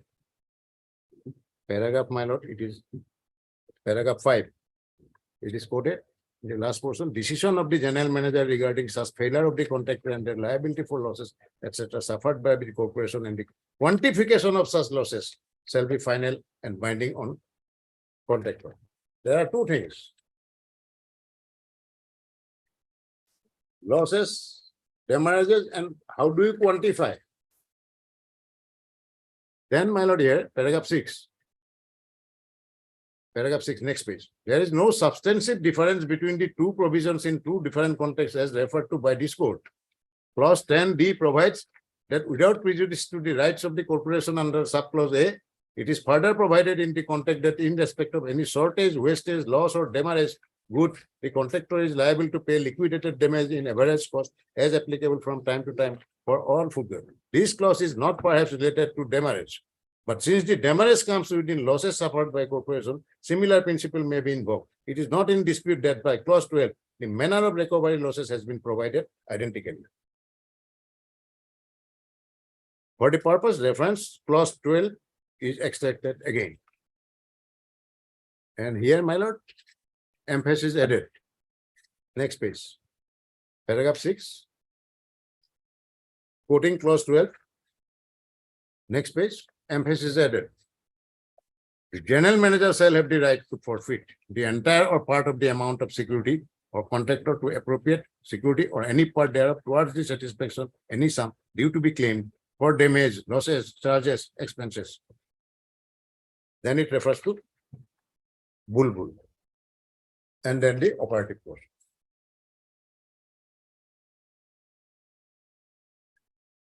So, it is, my lord, easier said. The judicial function, your lordship. Can your lordship, can it be delegated to the Registrar General? No. This is a word easier said, my lord. Let them so. Otherwise, in clause 12, my lord, it would have been written clearly. General manager or any officer authorized by him. Is it there? It is not there. And kindly look at the, my lord, first order by, while moving the petition, first order, my lord. Court directed that no damages. The order dated 22/9. That they actually, at the motion stage, still by my lord, due to the attention of these cases in support of prayer and lying as security. Here it is directed that last sentence. It is directed that no further damage charges be deducted from the bills of the petitioner till returnable date. Then what they did, to my lord, roundabout way, the spirit of this order, they started paying me full the handling parts and transportation parts, so far as the transportation parts, they are not releasing the damages. They say it is withheld since the main case is pending. What's the document? That document here, let's see, kindly see. It is withheld. I mean, It's okay. We won't take notice of that. yeah, so it is basically, it is a case of, my lord, impugn order, which I have placed. Lordship may kindly come to my prayers now. I've seen that. Yeah. I'll just take Mr. Singh's statement. Yes, you were trying to say something. Yes, two things, my lord. The bills are, the transportation bills are submitted before the district manager. The district manager process the bill and district manager sanction and make the payment. And so this is on why? This is because of the delegation of power from the general manager. General manager of the regional office only appoint the contractor, and this appointing authority, that is AGM, Assistant General Manager contract, is the equivalent post of the district manager. And there, and further the next contention that he has not been informed regarding the fixation of damages charges, but that I have annexed, my lord, as an annexure. Annexure A, my lord. My lord may come to page 25 of my affidavit in opposition. We have annexed all the entire period, my lord, till the filing of the affidavit in opposition. Just I am illustrating one example. Page 25, my lord. Fixation of damage charges against the contractor for the month of December 2021 in respect of Salchapara. Salchapara is the railway head. Extreme right, my lord. No, but you see, They are all lull. you see, Mr. Babura has said that he is not the handling contractor at the Yes, railway because he has siding. to provide the trucks, my lord. He failed, what we are giving the notice, you are failed to for providing the trucks where it will be unloaded. It is not will unloaded on the ground, my lord. From the wagon directly, it is unloaded to the trucks. There is no place there, my lord. Otherwise, the handling charges will double, my lord. All these are the regular practices by all the other contractors, my lord. We are saying that he has failed to provide the requisite number of trucks that we have already 24 hours or 2 days ago. We give the indent the number of trucks, my lord. So this chart, I don't have to say anything. This is a chart. signed by Remember, Deputy this Inspector General. Anup is there, High Speed is there, Bimal Roy is there. There are 4 handling contractors and working under the Salchapara. Fine. They have never come. Fine, fine. I am before this court. And the procedure adopted by them. Quantification. And How do as you- far as the have you given delegation me of a power, single notice to confirm? I can provide it on Monday or Tuesday. Monday. It can Have be you paid- given me a paid single online. notice for every deduction It can be packed at part. that today, Because FCI has to be protected, my lord. Damages charges he incurred in crores, my lord. But if they don't produce documents, you see, piecemeal hearing it is so difficult. no, my lord. The question is entirely distinct. They have been delaying, my lord, in implementing the interim order, my lord. Lot of time taken. Therefore, today I have said that let us finish the whole order. If the matter is covered, wait for the disposal. The main case. No, but we'll give them time, let them produce by Monday. All right, Affidavit. let them produce, my lord. It is not for further hearing. If they can produce, Yes, the sir. records will That's show. all. The question is, to sum up, my prayer is, my lord, therefore, I have No, get stated your prayer. my prayers. Lordship may kindly have a look at my prayers, my lord. One is jurisdiction. He has no authority to pass the impugn order. An impugn order does not reflect that he is authorized or he has got the approval of the general manager. And the clause particular model tender form, which binds. Ramananda, the state is bound to adhere to the norms that it professes. They have not done that. It is only the general manager who can. Otherwise, in the model tender form itself, that particular clause 12, it would have been written. Or like any other rules, my lord. Or any other officer designated or Delegation authorized is by- not there. It is not there. Delegation is not there. Any other officer authorized or designated. Lordship has seen in many cases, in the rules it is written, You file by Monday, we'll take it up Okay. Wednesday. All right, By way of affidavit, I will file it, man. Yes, definitely. that has come, Copy to Mr. Yes, yes. Ms. Day. that has come, my lord, we brought it. Their affidavit and our affidavit. Mm, That is about the interim order. Yes. I am on the main, we are on the main case, I suppose.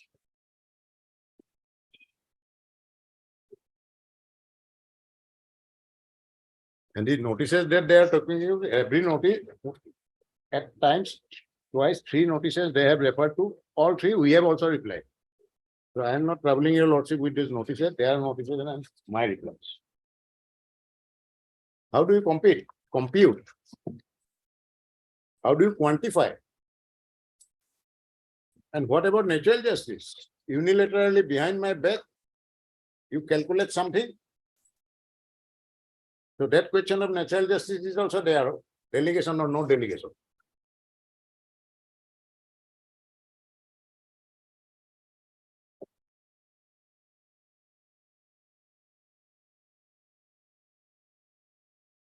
Out of a bill of 14 lakhs, you deduct 10 lakhs without notice, without giving me any opportunity to confront.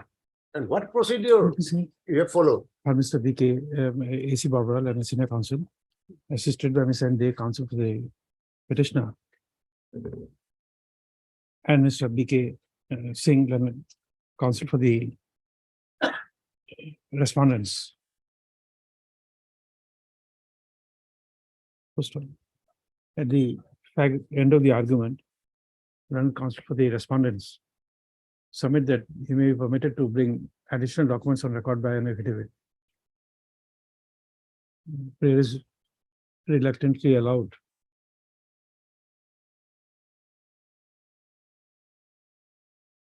First one, affidavit to bring on record additional documents shall be filed by 5/6/2023.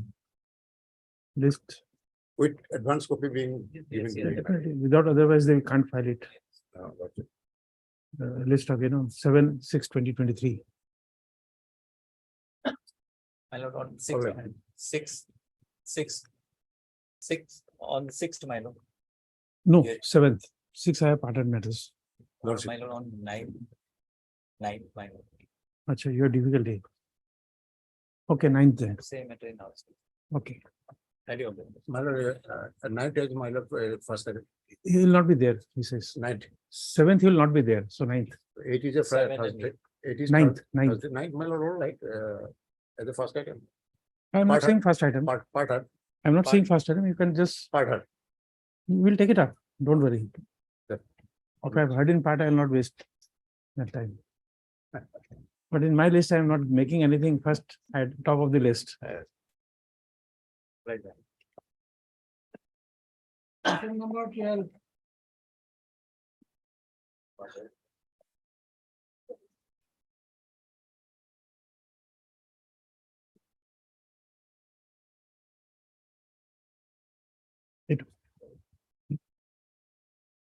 Yes, Mr. Naik, you have. Yes, some instruction.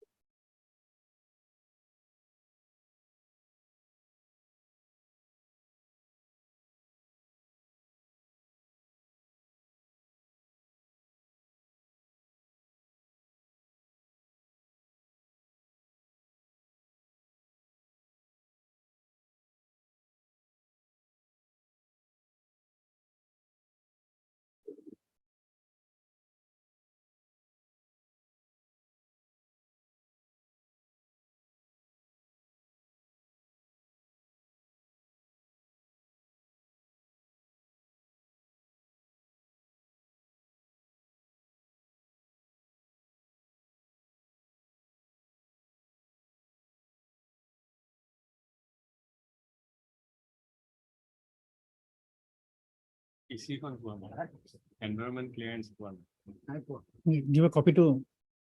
Lordship, I'll for this one.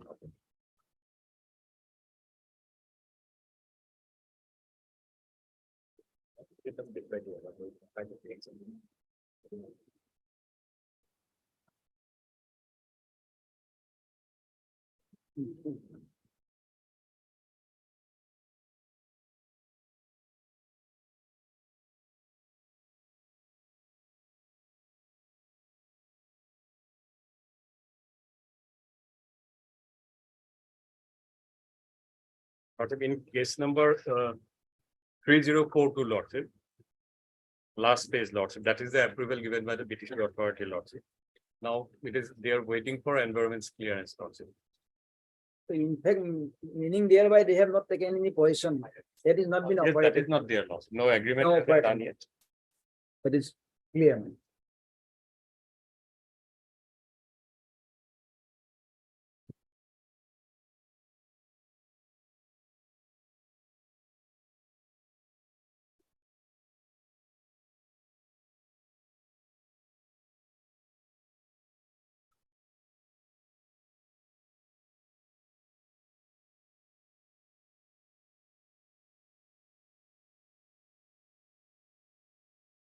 At the ground, Lordship, on which he has filed this petition, Lordship. Lordship, his ground is that at the time of submitting the tender, the labor license registration of contractor was not renewed. That was it. Lordship, may kindly see the comparative statement at page number 53, Lordship. Page 53. of which Lordship, I am thinking 3042, Lordship. 3042. Yes, Lord.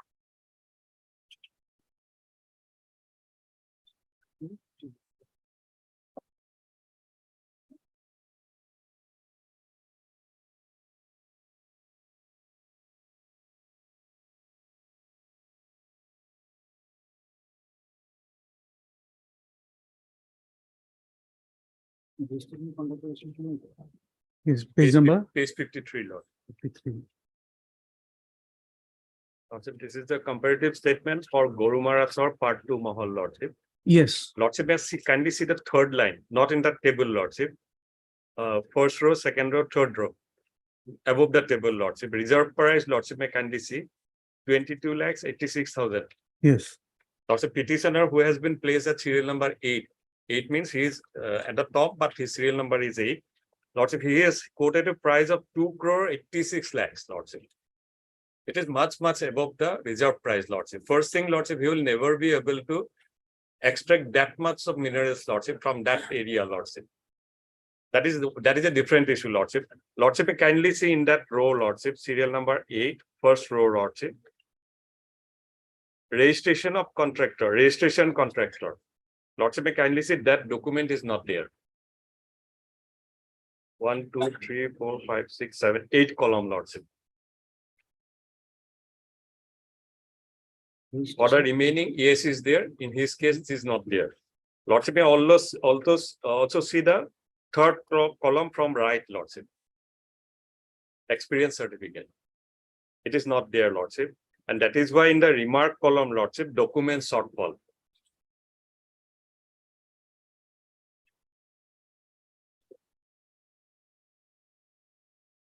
And okay. in this case, Lordship, tender of at serial number 1, Lordship. Lordship, may kindly see at row 2. Serial number 1, his tender has been approved, Lordship. But in this case also, EC is pending, Lordship. That is why no agreement has been signed till now, Lordship.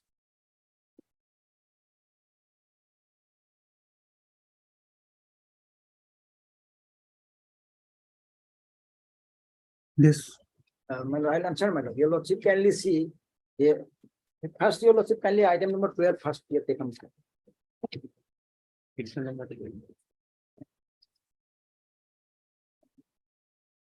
let's 12. just take a break and come back. My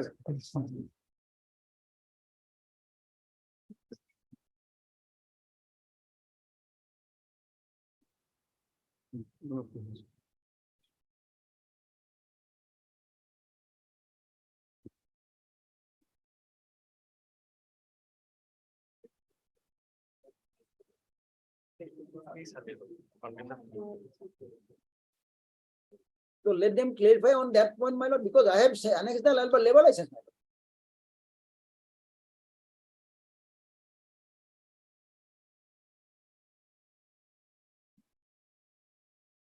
But except from you, everybody else has given it. No, that is there, they say yes, but what other given, my lord? My lord, your lordship kindly see, this is the form, my lord. What are the required, my lord? And this is a form that is not from my side, this is a form given by them, my lord. We have to fill up it and what are the document they ask for, my lord, I have to give it. I have given labor license, my lord. I thought that a labor license is the, my lord, contractor license, my lord. There is a registration, my lord.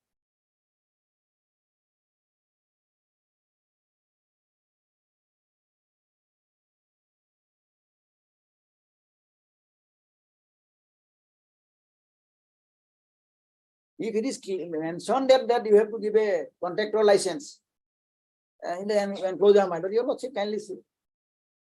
There is no mention, my lord.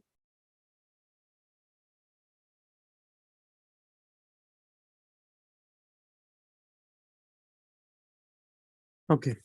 So, my lord, your lordship kindly see public, my lord, public interest is involved, my lord. I am offering 2 crores. They have given to 51,000, my lord, 51 lakhs, my lord. And my lord, till now, my lord, it is not been taken possession by the private respondent. So, my lord, may submission to your lordship kindly examine the matter, my lord, till then, my lord, not to give any settlement. Yeah, and in the other cases, Same, my lord, in Same same thing. count. In Okay. all 3 cases, I am the has bidder. And my lord, your lordship kindly see very interestingly, this, my lord, the tender was open on, my lord, 27/1/2022. They have not, my lord, making any settlement. Then I came before this honorable court. Then Just- this just honorable one. court give a direction that you didn't you settle it, do it. opening date is 27. Opening that is 27/1/2022. Then they did not comply. Then I filed a contempt petition, my lord. In contempt petition, my lord, they shows that no, he is lack of so and so. That's fine. Then give me what I like. Then I made a application, RTI application. And after RTI application, I came to know they have given they have settled it by the person who is much less than other contractor also, not me, my lord, other contractor also. Then, my lord, I opposed this honorable court again. Now I came to know that your lordship kindly this comparative statement, my lord, I never seen such type of comparative statement signed by only one person, my lord. Usually there is a tender evaluation committee, and in tender evaluation committee, all the member has to sign. And my lord, labor experience certificate, my lord, that is your lordship kindly see it is, if any, that is in there, they are in their from that is there, my lord.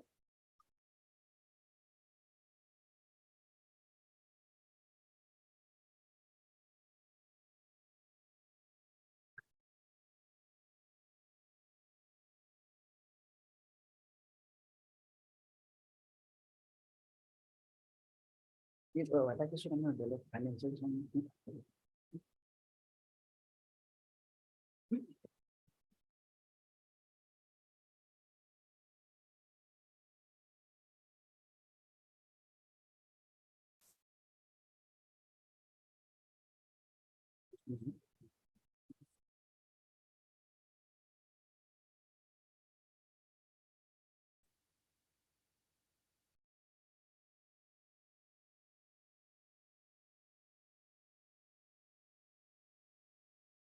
Okay, so that's all. My lord, I clarify one thing. Page 26, my lord, your lordship kindly see page 26. 26. Page 26. Yes. So serial number 9, 10, and 11. So first seat petition in respect of serial number 9, Gurumora Short Part 1. Second petition is Gurumora Short Part Just now. 2. And Just now. third is, my lord, Just now.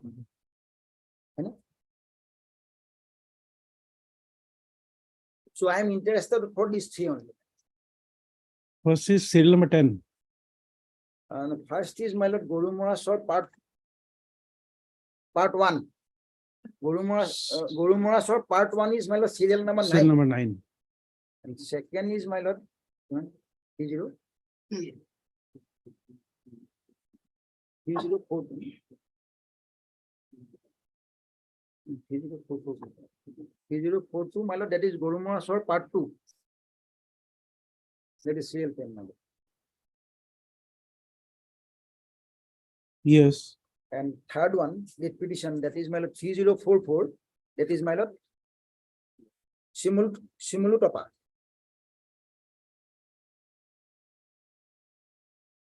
serial 11. Serial. So Okay. these are serial.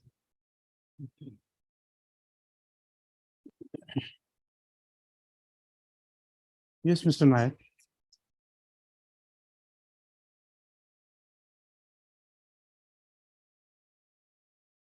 Your voice is not coming. Lordship, who is he is interpreting as the contractual license, Lordship, as the labor license. Lordship, he himself is admitting that it was submitted after opening of the tender, Lordship, bids, Lordship. So that is why in the comparative statement, it has been written as not furnished.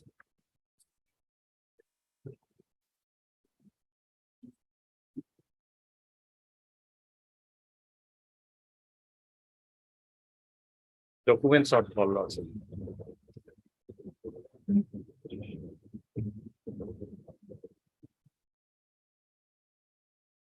Yes. Lordship, what I am submitting at this stage, Lordship, in any way, Lordship, environment clearance is not yet received, Lordship. So what appears, Lordship, it will take another 15-20 days, Lordship. Lordship will issue notice, Lordship. In the meantime, I will file my affidavit and Lordship will take up this matter for hearing, Lordship, on disposal. Till then, don't give possession to the, Lordship will grant me liberty to complete the process, Lordship, but result will not be out, Lordship. okay. Fair enough.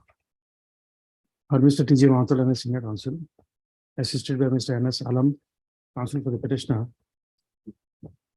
and Mr. P. Nayak, Standing Counsel for the BTC, Lordship. BTC I may claim for 3, 4, and 6, Lordship. 3.6. And Mr. R.R. Gogoi, Standing Counsel for respondent number 1 and 2. 6 And, is government, Lordship. Mr. M. Shettiar, Government Advocate, appearing for respondent number 5 and 7.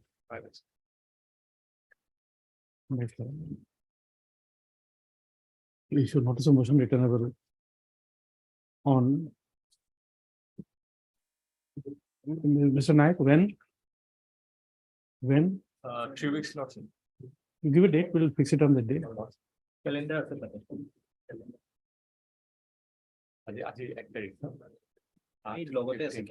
Lordship on 20th, Lordship.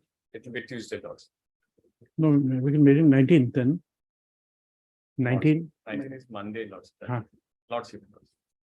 either 19th or because Tuesdays and Thursdays I'm avoiding.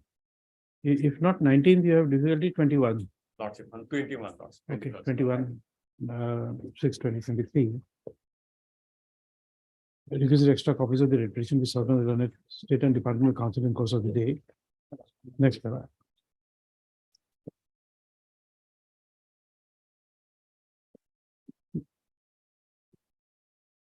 Heard all sides in the prayer for interim relief.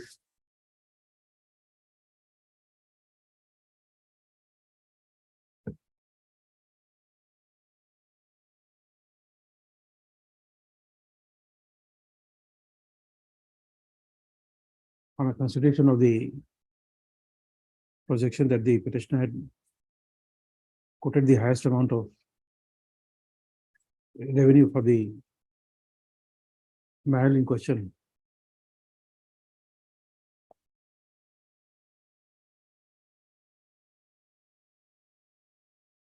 And that the labor license upon renewal was submitted prior to the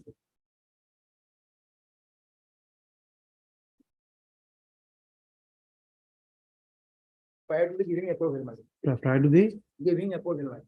giving of approval.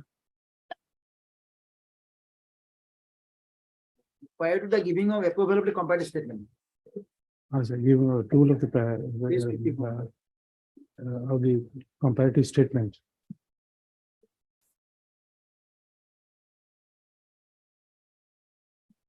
No, on consideration, learned senior counsel for the petitioner submitted that so. The learned standing counsel for the BTC has controverted the stand of the Senior counsel for the petitioner by projecting that as per the comparative statement, which is next to the writ petition, comma, there was shortfall in the submission of document. So, next will be there as it may. Taking into consideration the One more submission, Lordship. The bid he submitted, Lordship, is much higher than. So, and the bid which was submitted by the petitioner was on a much higher side. Almost 10 times. No, this will be twice. 280. Lordship, reserve price was 22 lakhs. Oh, achha, oh, And more he- than he 10 times the. submitted 2 crore 86 lakhs. Okay, more than 10 times the. Reserve price. Which would make the contract unviable. You will not be able to extract that much of minerals. Lordship. Unviable, I'm saying. Yes, Lordship. Lordship. Next will be the resignation in view of the. On considering the. Tender amount quoted by the petitioner. It is provided that. While the petitioner may go ahead with the, while the respondents may go ahead with the. Finalization of tender, but. No, we can process the tender, but the same shall not be finalized. Right. Without the leave of the court.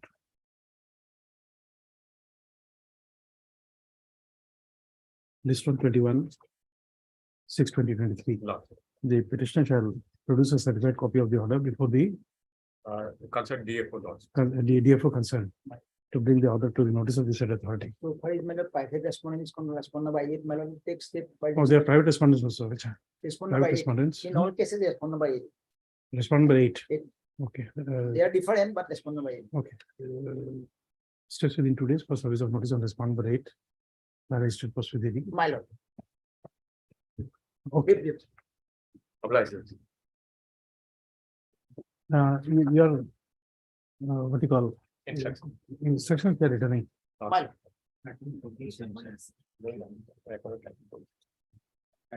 Same.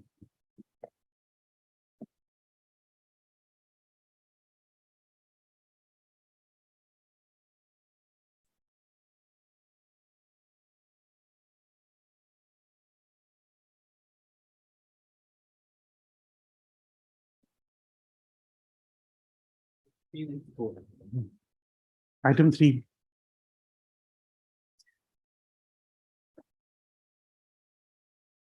Item 3 with 4. This matter relates to an eviction notice. Notice of motion was issued and the interim order was granted. Then direction was there to file affidavits. The deputy commissioner has filed affidavit. And You filed an affidavit in reply. we filed affidavit in reply. Otherwise, the matter is ready for disposal, subject to your lordship.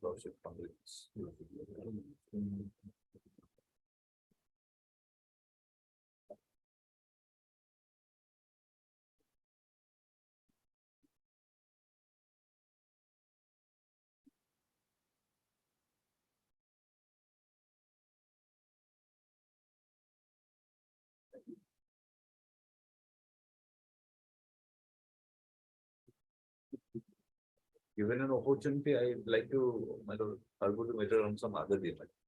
Subject to whatever, otherwise. Okay, because here the projection is that the land were donated by you. The landowners donated the land.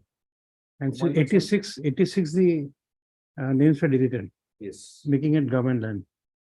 So because it makes sense because of the fact that earlier times people used to part with the land and give it for public causes. But now when the second generation is coming up, they find the land Land value. was donated by some other person. We did not donate Okay, the okay. land to the school. Okay, We have a land beside the school and the part of the government land is encroached and admittedly as admitted in the affidavit of the DC, we have been in occupation at least since 1981. So that is my lord about 43 years. Now the question that calls for consideration is, my lord, whether this notice can be issued in this manner, because, my lord, if your lordship takes up the affidavit of the government, deputy commissioner, they're not sure, my lord, whether it is a land of the school. At one paragraph, they say it is a land of the school, and at one paragraph, they say it's government land. So, my lord, if I am an encroacher of the land and continuing for such a long period of time, if it is a school land, then, my lord, a civil suit will lie. And if it is, my lord, government land, then, my lord, the second. It's a provisional school, Yes, my lord. so the ownership will remain with the government. The managing committee merely is to manage the school, what do you call it, school managing and development The committee. school claims that the land is in the name of the school. Name, owner is still the school. Yes, my lord, that is the affidavit of the school authorities. So, but if the school is a government school, definitely the government will have a stake in that property. If your lordship kindly see the affidavit.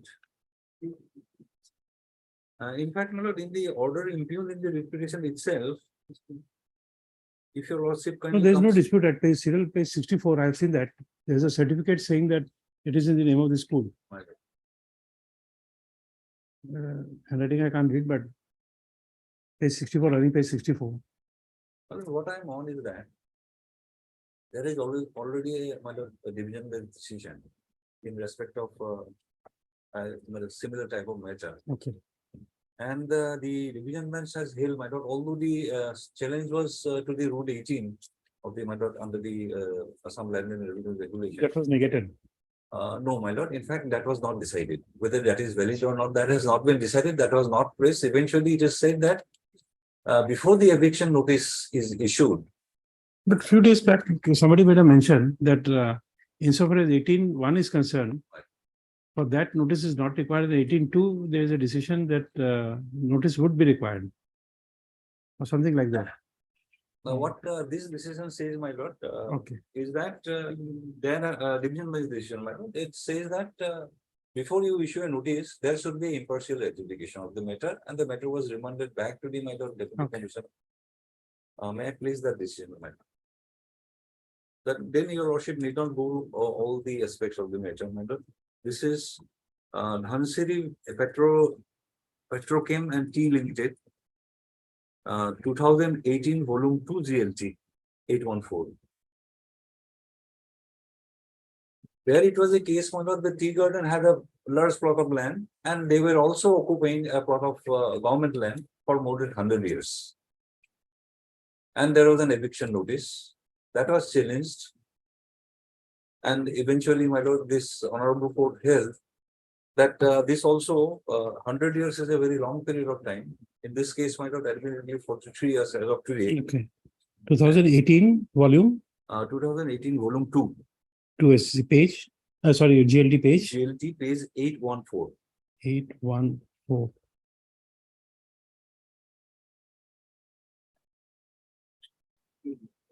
I have given the book list, my lord. Yes.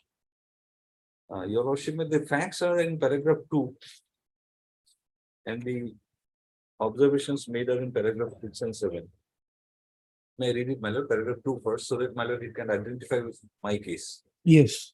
The table 16 of 2011 is directed against the judgment and order dated so and so of Learned Single Judge dismissing WPC number so and so, where challenge was made to the notice dated 27/9/2010 and 30/10/2010 of the circle officer, Kotia Revenue Circle, by which the appellants were directed to vacate the government land measuring 33 bighas, 4 kataras and 13 laces. The tagged matter, that is WPC so and so, primarily questions the constitutional validity of Rule 18 of the settlement rules framed under the Assam Land and Revenue Regulation 1886, primarily sub-rule 2 thereof, to the extent that it is violative of Article 14 of the Constitution as it stands to confer arbitrary and unbridled power on the Deputy Commissioner to declare an occupant of land as an encroacher, if in his opinion such person has not acquired the right of a proprietor, landholder, or a settlement holder, and order him to vacate the land forthwith. The absence of any provision in sub-rule 2 of the Rule 18 of providing for issuance of a show cause notice to the alleged encroacher and the absence of any opportunity made available to the alleged encroacher to address a bona fide claim to the property is stated to be antithetical to the rule of law, so zealously guarded by Article 14 of the Constitution of India. However, in the course of hearing, in the present case, the challenge to the virus of Rule 18 was not taken forward for the moment, leaving adjudication only in respect of Bill 16 of 2011. Then your lordship may submissions are recorded, my lord. Your lordship may come to paragraph 6. Because submissions one was also, my lord, the violation of the provisions of Article 300A and Article 14.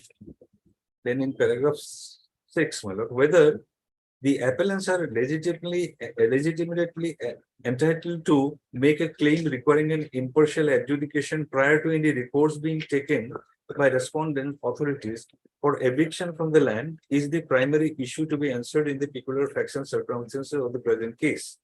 A perimeterial provision of summary eviction under Andhra Pradesh and Land Enforcement Act 1905 have received consideration of the Supreme Court in the case of Government of Andhra Pradesh versus Tummala Krishna Rao, reported in 1982 to SCC 134.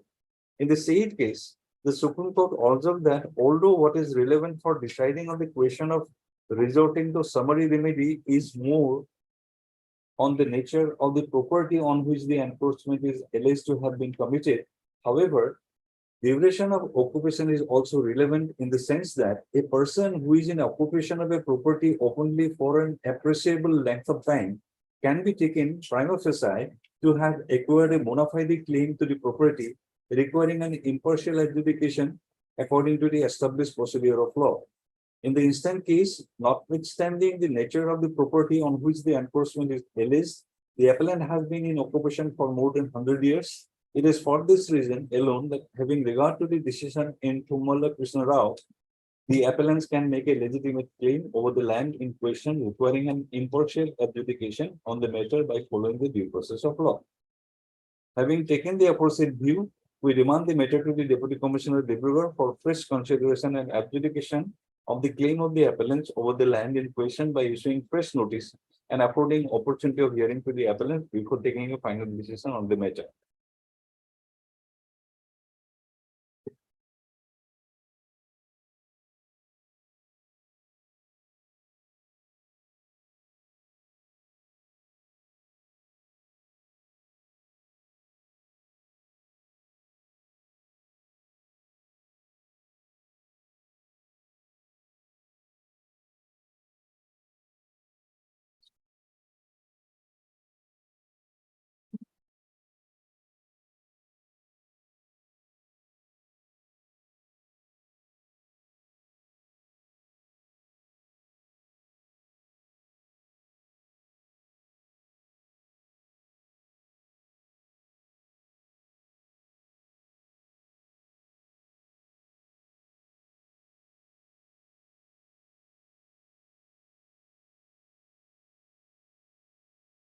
Now, my lord, land in the present case that the petitioner is claiming is only, my lord, 1 katha 14 lectures.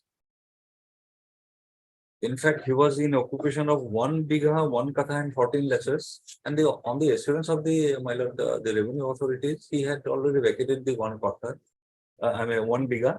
He is only, my lord, claiming now 1 katha 14 lectures. That is also reflected in the first order when the stay was granted on 25th 2022. That is an elaborate order while granting the interim relief. So petitioner's claim is now confined only to 1 katha 14 lectures, although he was in occupation of 1 bigha 1 katha 14 lectures. Because, my lord, unless this land is there, he cannot have ingress and ingress to his own patta land.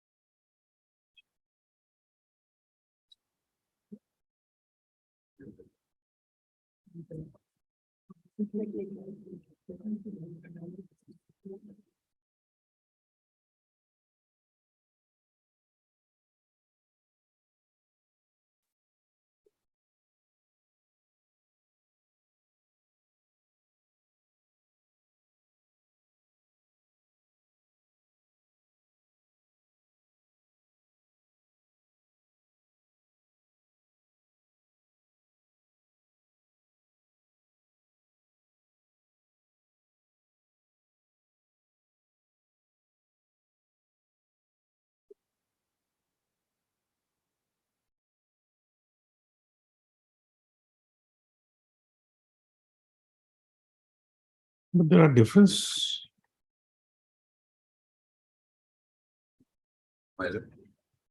Difference here.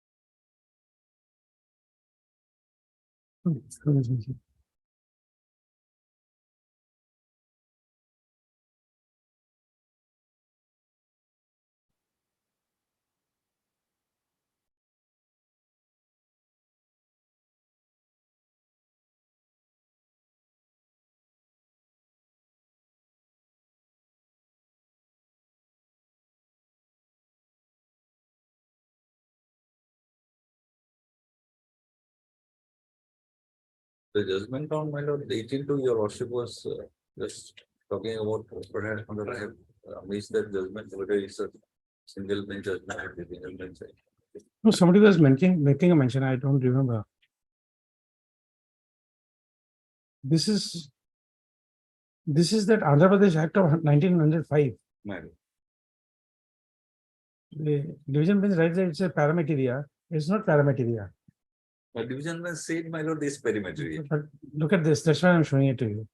Any person unauthorizedly occupying any land for which he is liable to pay assessment under section 3 may be summarily evicted by the collector, considered so and so, and crop and other product raised on the land shall be liable to forfeiture, and any building or other construction erected or anything deposited thereon shall also, if not removed by him after such written notice as collector so and so made him reasonable, be liable to forfeiture.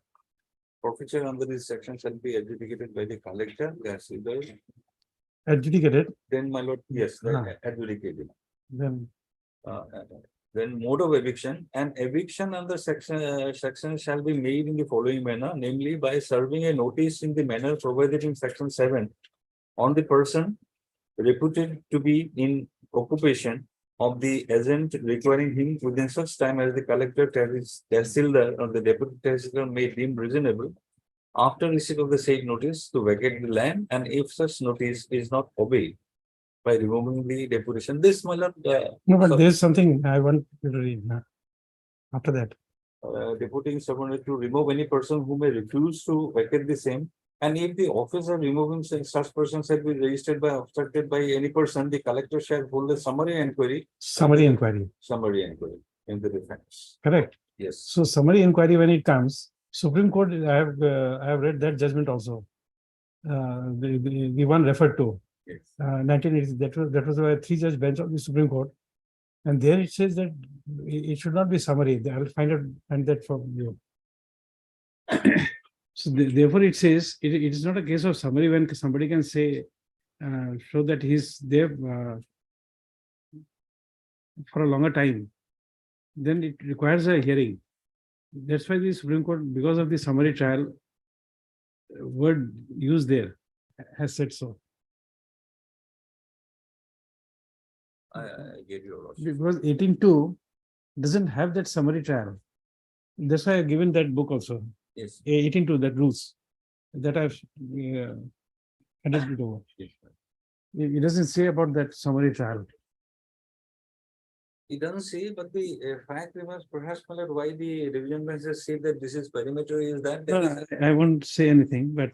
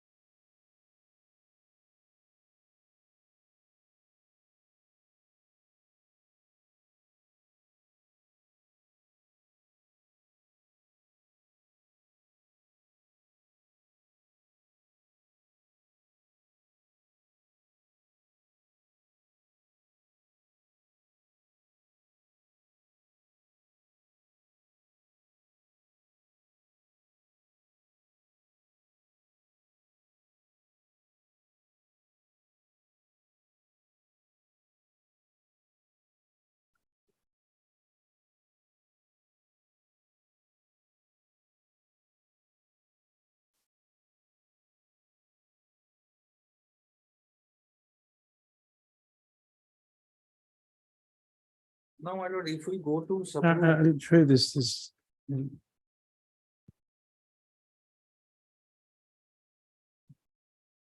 This is that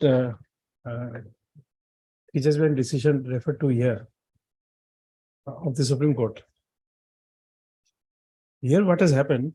The land belonged to Osmania University, and he showed that he was holding that land for 100 years.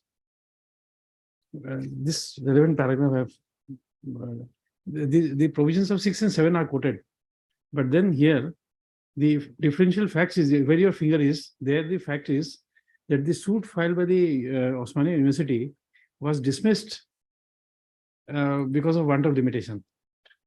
That you have just where your finger is will be fine. in view of the revision bench, the view of the revision bench, that a summary remedy provided for section, by section 6 cannot be resorted to unless the alleged enforcement is of a very recent origin, cannot be stretched too far. That was also the view taken by the learned single judge himself in another case, which is reported in Meherunnisa Begum versus State of AP 1970, so and so, which was affirmed by division bench in 1971. It is not the duration, short or long, or enforcement that is conclusive of the question whether the summary remedy prescribed by the act can be put into operation for evicting a person. What is relevant for the decision of the of that question is more the nature of the property on which the encroachment is alleged to have been committed, and the consideration whether the claim of the occupant is bona fide. Yes. After Facts that, which raise a bona fide dispute of the title between the government and the occupant must be adjudicated upon by the ordinary courts of law. The government cannot decide such question unilaterally in its own favor and evict any person summarily on the basis of such a decision. But duration of occupation is relevant in the sense that a person who is in occupation of a property openly for an appreciable length of time can be taken prima facie to have a bona fide claim to property requiring an impartial adjudication according to the established procedure of law. Then it will come that Osmania University suit was dismissed after that. The conspectus of facts in the instant case justifies the view that the question as to the title to the three plots cannot appropriately be decided in a summary inquiry contemplated by sections 6 and 7 of the Act. The long position of the respondent and their predecessor in title of these plots raises a genuine dispute between them and the government on the question of title, remembering especially that property admittedly belonged originally to the family of Nawab Habibuddin, from whom the respondent claimed to have purchased it. The question as to whether the title to the property came to be vested in the government as a result of acquisition And the further question whether the Nawab encroached upon the property thereafter and perfected his title by adverse possession must be decided in a properly constituted suit. Maybe that the government may succeed in establishing its title to the property, but until that is done, the respondent cannot be evicted summarily. Now, my lord, taking cue from the judgment and reading this with the, my lord, rule 18, 2 and 3, I'll submit, my lord, rule 18(2) says of not there being any bona fide claim. If there is no bona fide claim, then the 18(2) may operate. Otherwise, 18(3) will operate. Now, what is a bona fide claim here, my lord? If we go by this judgment, that is regarding the dispute to title.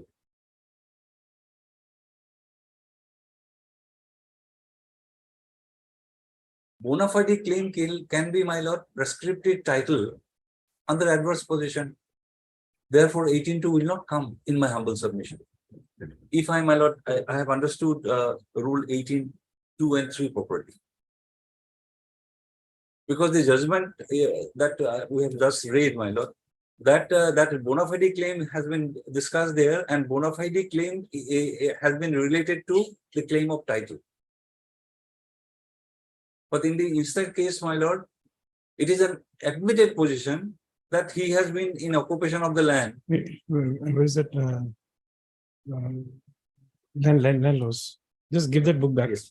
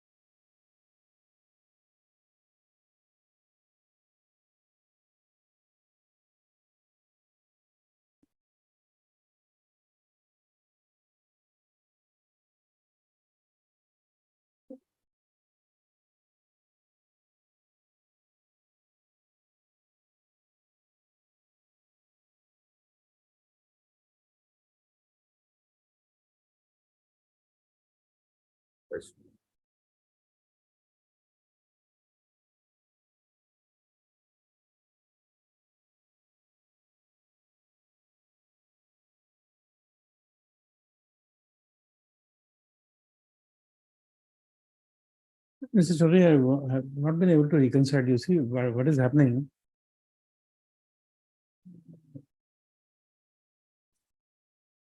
Challenge to 18(2) was not taken up By the defendants. by the division bench. But by referring to parameter provision of 1905 Act, Yes, my lord. it says that that can be read into it. So if that is done, what is left of 18(2)? That means we are reading something into the act or the rules without putting the state to notice. Because you see, when we import the the ratio of that decision of the Supreme Court, I read with your argument now that the bona fide claim to title, Yes, that is something which is falling only from the Supreme Court judgment, yes, my lord. correct? So now we are trying to read something into the rules which is not there, it doesn't exist. But the rule says, sub rule 2 of rule 18 says, if there is no bona fide claim, then only, my lord, the 18(2) will come. If there is a bona fide claim, 18(3), my lord, sub rule 3 will come. And There is no bona fide claim. So then you're saying that this will be parallelly applied to you also. Yes, my lord. I have got a bona fide claim because I do not have access to my patta land unless I use this portion of land. And bona fide claim is also, my lord, the adverse possession for more than 40 years. Admittedly. I say more, but then my lord, they've admitted. And your worship will kindly see on top of this, what is the notice about, which is under challenge. The 18.2, it is not a notice under 18.2. Because my lord, the government itself, the Deputy Commissioner himself is not sure. What is this land? Whether this is a school land? Because initially it was a private school, donated land, patta land. And whether it's a government land or a school land, if my lord, government land or the land of the school, if your worship kindly comes to the notice as page 24, which is my lord, the notice for eviction. Yeah, including government khas land. It says page 24 says including government khas land. Yes, my lord. But in the affidavit, they say it is school land. School says it is our land. In the affidavit of the school says it is our land. No, it is school and government will be synonymous. It will be same. My lord, if the land was donated by, my lord, some generous person in the name of the school, that was a patta land. So patta land has to be converted to government land Correct, at some point of time. correct. If that has been done, the school cannot claim that it is a school land. It is a government land. And my bona fide claim, referring to, my lord, taking cue from the rule 18.2, is that I have got a bona fide claim because I need that plot of that government land for the use of my patta land.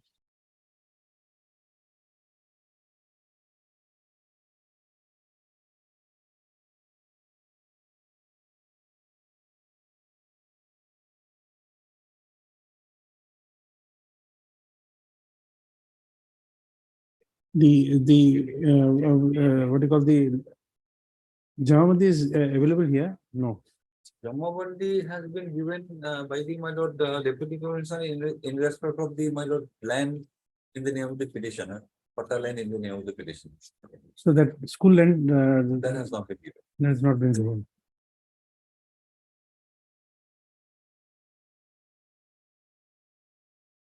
So that way, my lord, their affidavit is also not complete.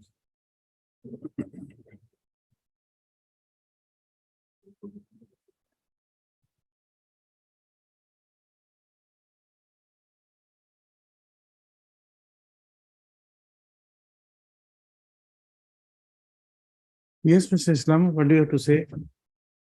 I please your lordship. My lord, page my lord 69, my lord. In the Yes. affidavit, my lord. I am appearing on behalf of headmaster, my lord. Respondent number 6. Yes. My lord, with the land 69, my lord. Yes. My lord, total land, my lord, tag number 154. 5 biga 1 kata 14 lesa. This land, my lord, under the possession of the, my lord, school, my lord. The school was established, my lord, in 1881, my lord, and the land donated by the, my lord, local people, Pattadar, my lord. In 1924, my lord, in the same premises, my lord, ME school was established, my lord. Both the school run under the, my lord, same land since my lord, their, my lord, establishment till date, my lord. Problem is, my lord, total land, my lord, under the possession of the school, my lord, during the lockdown period, my lord, when the school remained closed for more than a month, my lord. Petitioner encroached, my lord, 3 lessons of land out of this land, my lord, by constructing illegal construction, toilet, and temple. Subsequently, he removed the temple himself, my lord, and the toilet is still, my lord, on, my lord. So, my lord, he encroached only three lessons of land, my lord. And he claimed that, my lord, 1 kata 14 lessa, my lord, is totally false. Totally false, my lord, because the land never possessed by him before the, my lord, lockdown, my lord. During lockdown, only three lessons of land encroached by him by illegal construction. And my lord, kindly see page number, my lord, Page number, my lord.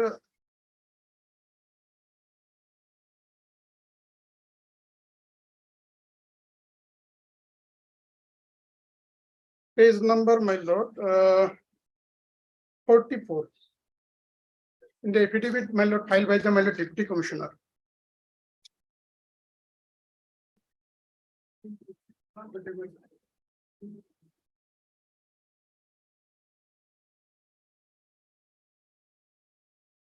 Yes. My lord, this document shows that he is not a landless person, my lord. My lord, he has some part land also. My friend, my lord, my lord, explain more, my lord. So, my lord, regarding the my lord, his claim for my lord allotment, as per the my lord, Assam land policy, my lord, only landless person can claim my lord allotment of land. And my lord, another more, my lord, the government may have some other land near his house. Government may allot. I have no any objection, my lord. Regarding the school land, my lord, since this school land was never possessed by him, my lord, and only is an illegal encroachment regarding the my lord 3 lessors of my lord, that cannot be, my lord. You can resume it too.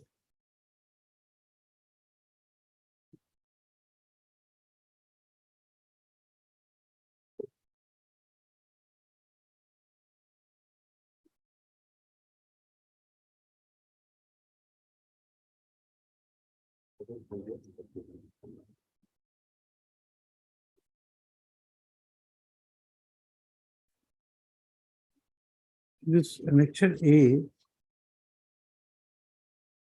is a report, right? Report, my lord. Latmundal, my lord. Annexure of page 61. And in this annex report, my lord, it is clearly revealed that, my lord, the 3 lessors of land out of the said that number, my lord, regarding the illegal encroachment, my lord. And after, my lord, opening, my lord, the school authority, my lord, SMC, my lord, filed a complaint, my lord, against this illegal encroachment, and a demarcation case was registered. And demarcation was made on presence of the my lord petitioners, and petitioner also appeared in that demarcation time, my lord. That is the my lord demarcation page, my lord, page 12, my lord. Sorry, my lord, page 65, my lord. But these reports can't be accepted. For the government, you are appearing. These reports of a mandal will have no value unless you can satisfy me under the land revenue regulation that that report is of any value.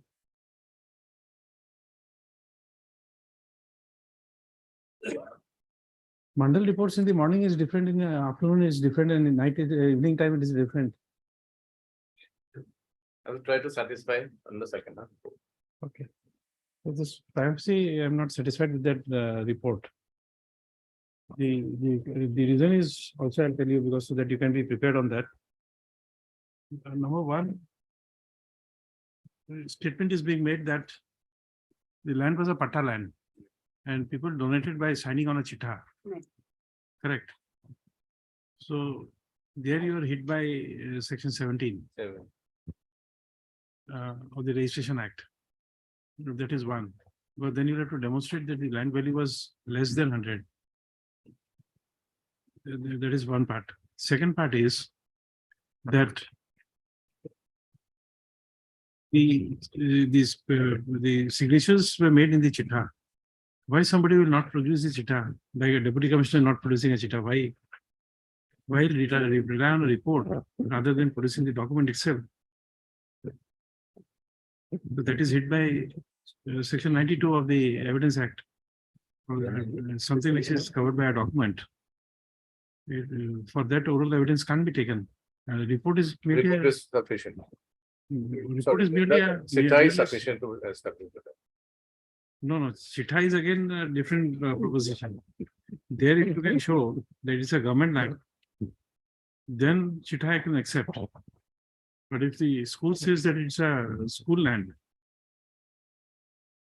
But so far going through the petition, I can make out the school is synonymous, like they are in tandem with the government because it is a government school, so they are fighting on behalf of Can't be, their right. can't be. You look at the report, then you'll come to know. Yes, Their dates are relevant. because ultimately, if at all it is a school land, then definitely the subject matter will be different because it's a government land being run by a school which is provincialized. You see that dates would be relevant. Yes, I will try. In that report, the dates would be relevant. Then you tell us, Yes. which it is not before us.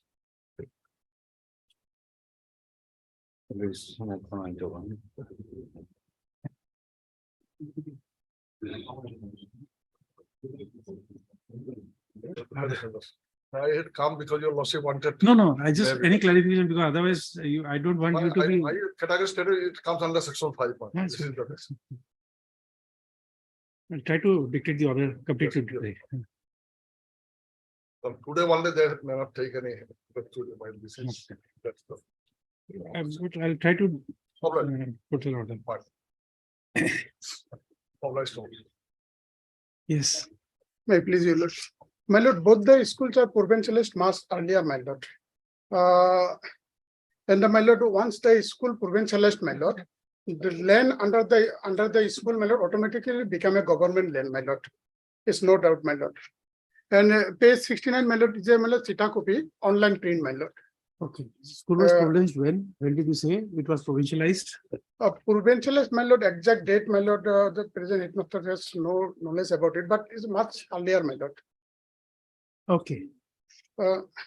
Because my lord, the school, my lord, primary, number 16 primary school, Jaudanga.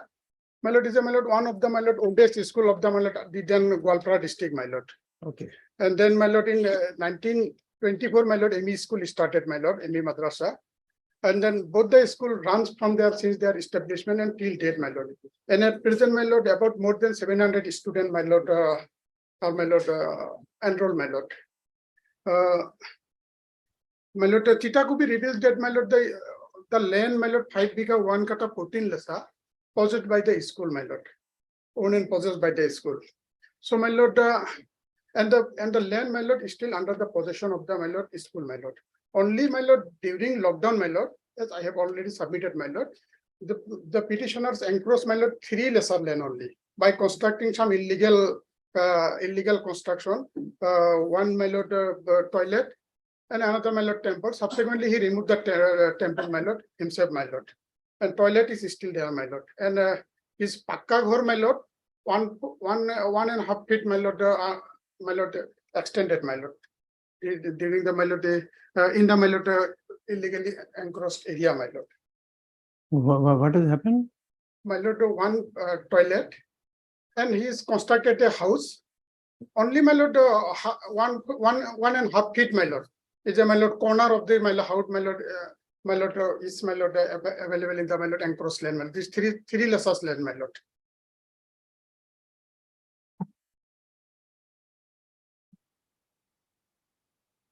And Mondir, he himself, my lord, temple, he himself, my lord, removed, my lord.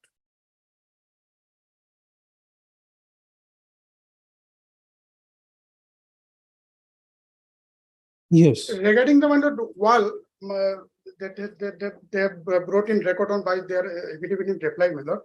Wall constructed by the my lord panchayat bodies from different times. My lord, and the my lord, only a my lord, small portion of the land, my lord. In the my lord, west north corner, my lord. This land was my lord, low land. It's a like Pitoni, my lord. And my lord, since my lord 2021 onwards, my lord, I have not explained in my affidavit, but my lord, so my knowledge, my lord, I have my lord submit, my lord. It was developed by the my lord Gaon Panchayat body, my lord, from time to time, and now it is filled up, my lord. And it is filled up, my lord, prior to 2015, my lord. Completed, my lord.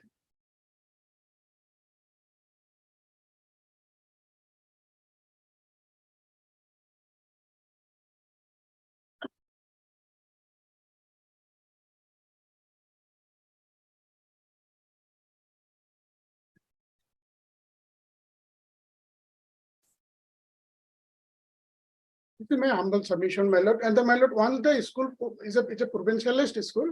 So my lord, automatically the property of the school, my lord, becomes the government property. So my lord, school is just my lord, is a custodian of that property, and managing committee look over this property, my lord. And immediately after lockdown, my lord, they represented against this, my lord, illegal encroachment. And thereafter, my lord, authority come and my lord demarcated, and my lord, now still, my lord, he encroached only 3 lesses of land, my lord. Other property, other area of land, my lord, are under the school, my lord, possession till date, my lord. And the my lord, the petitioner claims, my lord, 1 kata 14 lessa under his possession, is my lord, totally false, my lord.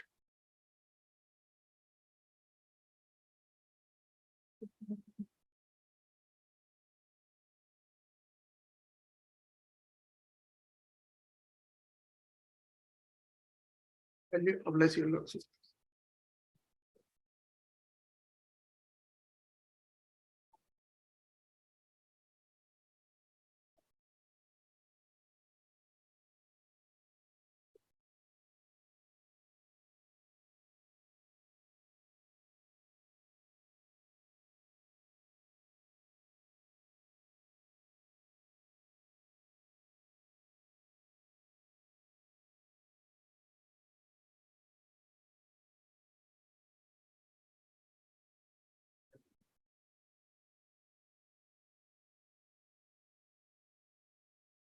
Yes. So before I get deep into the petition, let's take your lordship to the last previous order, that is 25/3/2022, which has been passed by this honorable court with some specific direction been given. 25/3/2022. Just a moment.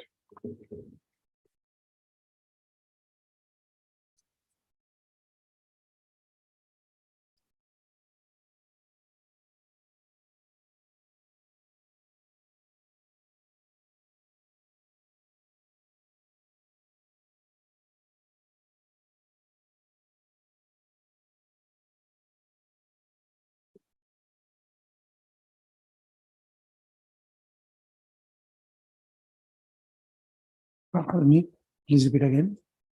The last order 25/3/2022 Yes.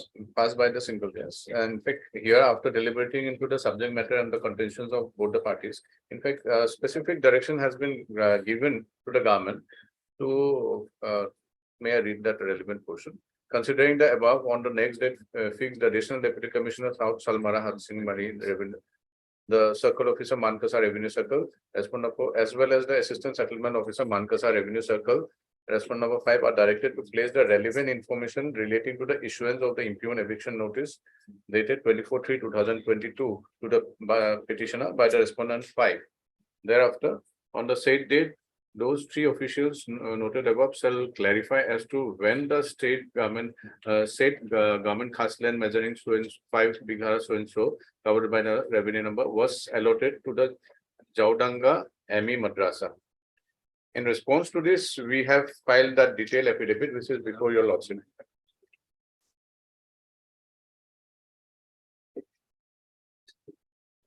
So in this affidavit, the entire plot of land consists of 2 dags, that is one dag number 119 and another is 120, and it is a sum total of 5 bigha 1 kata 14 lesser.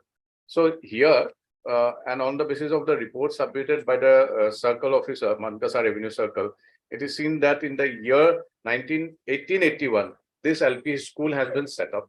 Thereafter, that ME section high school, everything has come up, and subsequently that high school section has been shifted off to another place, whereas the ME and LP remains there.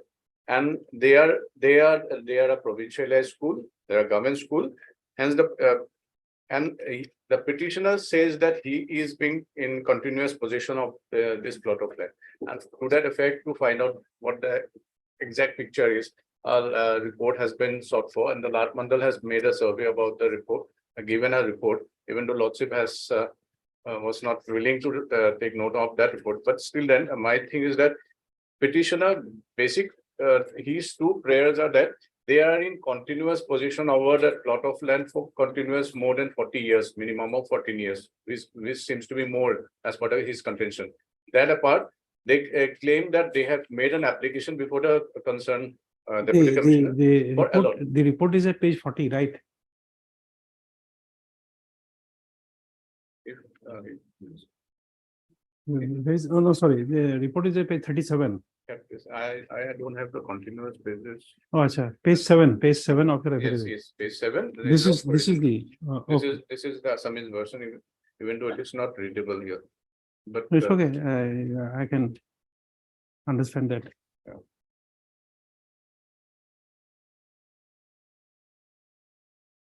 Okay. may I read the English I translated? I read the, Vernacular. I have the vernacular. Yes. So now the petitioner says that he has been in continuous possession over that plot of land for years, and he has made application before the deputy commissioner to grant him allotment. Now, I would like your lordship to take to the representation that the petitioner has filed immediately after receiving the notice of eviction. And for that matter, I would like your lordship to just turn over to page number 21. Page 21 of the original petition.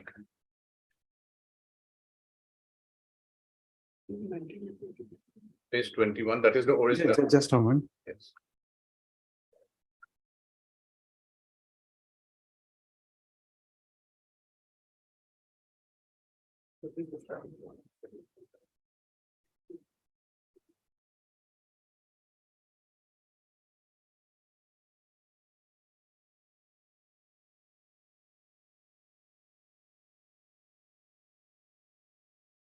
Yes, page, Page or the original, even though it is very much legible, but still that they have made a typed copy. It is page 21, the original one. 21 of your affidavit. 21 of the original writ petition. Oh, acha. Yes.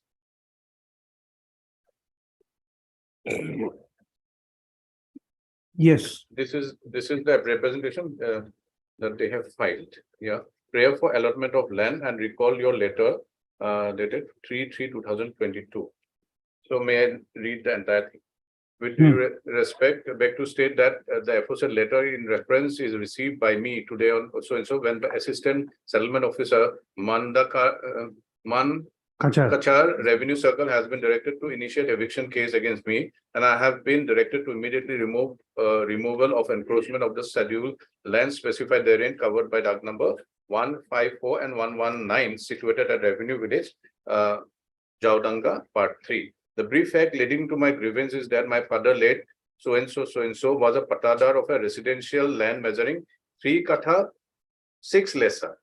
Covered by dock number 118 and 153. These are two different docks which are not disputed here. And pata number 1, number 7, so and so, situated at Revenue Village, Jaudanga, and my father died in the year 1996, leaving behind 3 sons, namely Maria, so and so, and 3 nephews, so and so, who were under the care of my father, Gangaram Rabidas, as they were minor at the time of their father's death. However, after the death of my father, Gangaram Rabidas, all the 6 siblings have been residing in the said land by constructing permanent houses.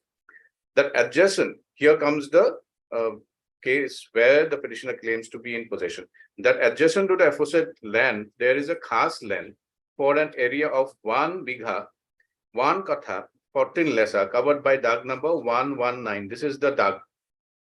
This is the dock. This is in this question. And the said land has been possessed by my predecessor and presently by us since 1937 without any interruption.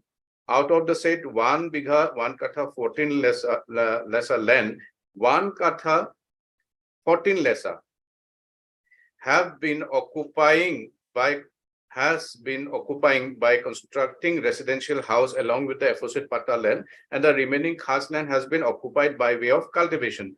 Since the land has been occupying since 1937 by constructing houses here, we are on the presumption that the residential parts of khas land, that is 1 katha 14 lesser, is our pata land.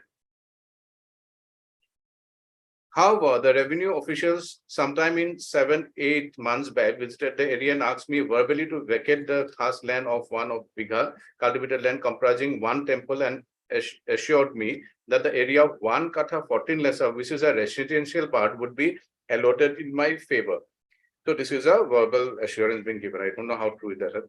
Accordingly, I vacated the area of 1 bigha cultivated land with temple, and subsequently it is learned that the said land has been allotted in the name of Jaudanga ME Madrasa, although the madrasa is situated within a different campus consisting Pakka boundaries, having sufficient land covered by DAG number 120. However, I have no objection if the khas land of measuring 1 bigha, which has been vacated by me with temple, is allotted in favor of madrasa. But so far, the khas land of an area of 1 katha 14 lesser, which is a part of my residential house, should be allotted in my favor, as the said land is possessing by my predecessor and presently by me and other family members since 1937. So this is what he's trying to make out, that they are in continuous possession since 1937, and they claim that they are landless people. And to that matter, we have already filed the Jamabandi copy where the land property that the family is holding has been placed before your lordship. And as regard the land which he claims he presumes to be his Pata land is a government khas land, there is no dispute to that fact.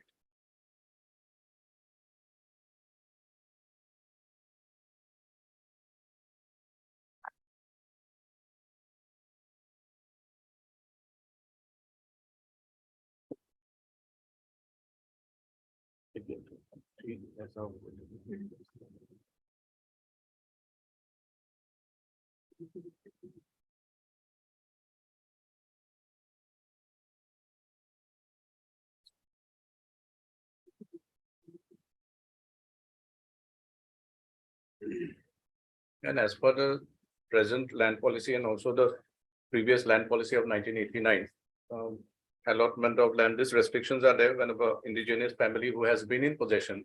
So only then they who can prove that they are not landless. Only then it can the law is very aware about those provisions. So we cannot go beyond the policy which has been made in 2019. And also the previous, if at all, we have to go back to those years.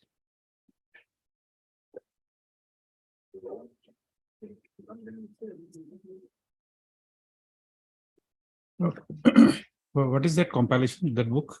What is that?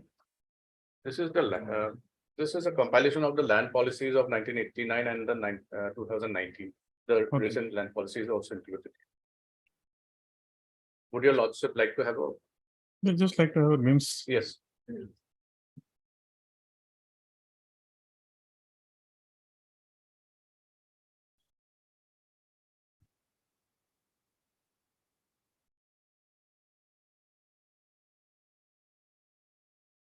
Acha.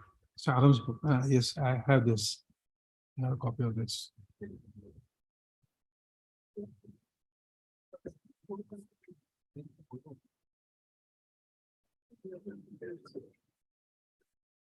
That's not. Very limited, because ultimately they are saying that they are in continuous possession. For that matter, that particular plot of land which is they are claiming to be in possession is a government khas land. There is no dispute to that fact. That apart, their prayer for settlement of the land because of the continuous possession has been outright can be denied, rejected on the basis of the land policies, and also on the strength of those documents which we have submitted. Those are the Jamabandi copies of their family members who are government job holders, and also they are holding over government land. So those are the two conditions. And that apart, lordship, as regard the report of the Lat Mandal, so it's up to your lordship to trust the veracity of that report, because ultimately we are being supported only because of the demarcation process that has been done and based on which this report has come in. And this is done all after the intervention of the honorable. So this is under the subsequent to the orders and directions. Once the High Court requires it and it is made. Yeah. I can't possibly discard it completely. Yes. So this is a very fresh one. This is 31/3/2022, and this honorable court's order dates back to 25/3. So this is immediately thereafter. So this is Subject to what pursuant to the Mr. post direction. Subject to what Mr. Chaudhary said, it can't be discarded because it has been created after, it has been penned down after the High Court order. Yes, yes, very much thereafter. And the affidavit has been included with all those reports. Yes, Mr. Chaudhary, anything in reply? I'm not really sure of what the decision my learned friend is relying. Some decision, perhaps my learned friend is relying. No. No, I'm not. He has not cited any decision. He's referring to the land policy that once somebody has a land and as per the policy is not be entitled to another.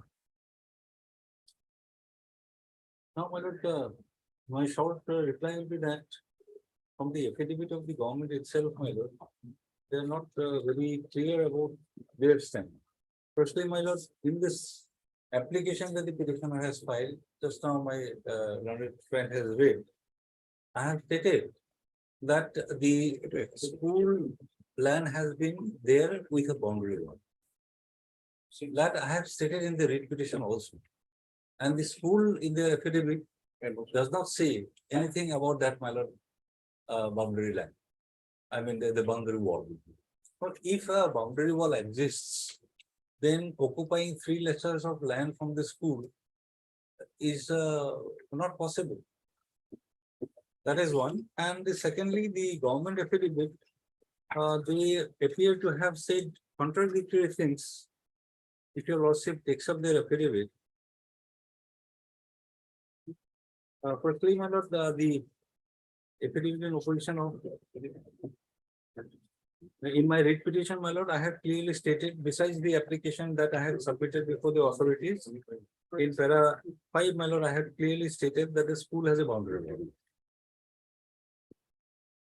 And that has not been, my lord, disputed by any of the affidavits, neither the affidavit of the school nor, my lord, the Deputy Commission. Paragraph 5 of my writ petition at page 6. It has been clearly stated, line about 6. It is learned that the said land has been allotted in the name of Jhaudanga ME Madrasa. Although the madrasa is situated within a different campus consisting of Pakka boundaries, having sufficient land covered by so and so. In the affidavit of the school, this has not been denied. Of course, my lord, they have not filed the affidavit parawise, but I have read the entire affidavit and they have not disputed this. Then, so far as the affidavit of the Deputy Commissioner is concerned, your lordship has already noted that, my lord, the report, and the document is not there, only the report has been submitted.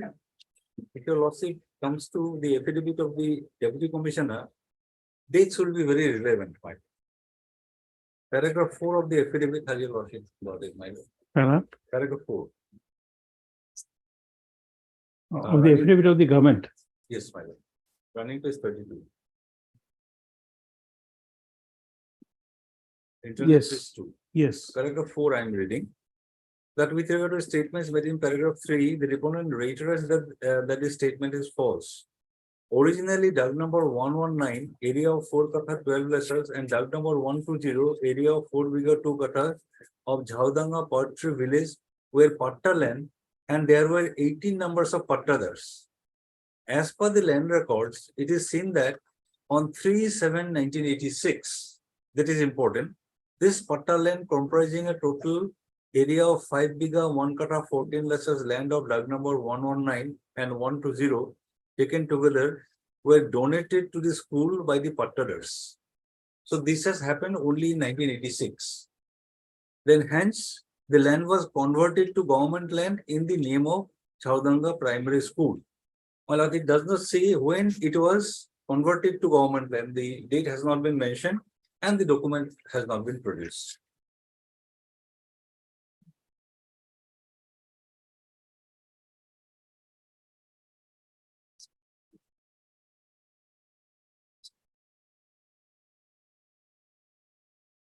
In fact, Secondly, thereafter, on the basis of the report submitted by the circle No, officer. because that won't be a part of inquiry, because once you make a claim that it should be allotted to them, that means there's an admission that it's a government land. Yes. That's not in dispute. Self. So what I am saying that, my lord, thereafter, whatever they have said, this is all prior to 3786. 3786 is the day when the land was donated. Whether this has been converted to a government land, that document is not before your lordship. In the subpara of that paragraph, whatever has been stated is only for prior to 37-1986. Mr. Chaudhary, what happens is that, assuming that there was a land donation to the school, Mr. Islam is right that by virtue of the provisions of the Provincial Registration Act, all properties of the school vests in the government. Yes. That is one. Now, so far as my limited knowledge goes, once a patta is there, the record of rights should be the Jamabandi. Yes. And now that Jamabandi is not there. Now they are producing what is it? It's a chitta. No, The chitta copy. Chitta is in respect of my patale. If your lordship sees this chitta, that is in respect of the petitioner and his Land of the school, you see. Page 69 of the affidavit of the private respondent, the school managing committee. Is of the school. They are Yes. not showing your land. Okay. And you see, in column number 4, it said government land.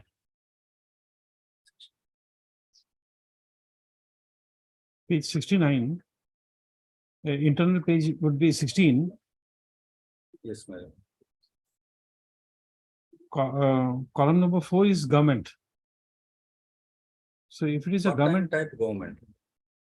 yes, that will be written in the Yes, in the right. chitta. So So once that is there, it will be Sarkari in the Assamese version. So that is the only proof of the land being a government land.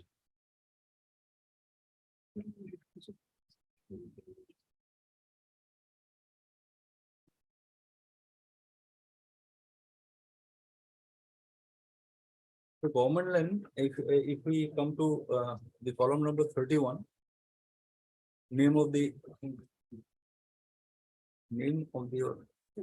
note of the lot mandal, possession number 16, Jhaudanga LP School and Jhaudanga MA Madrasa. So government land is in occupation of the school. That is Because by virtue of Provincialization Act, the school property belongs to the government, yes. it vests with the government, so there's no issue with that. Then your worship may kindly peruse the paragraph 72.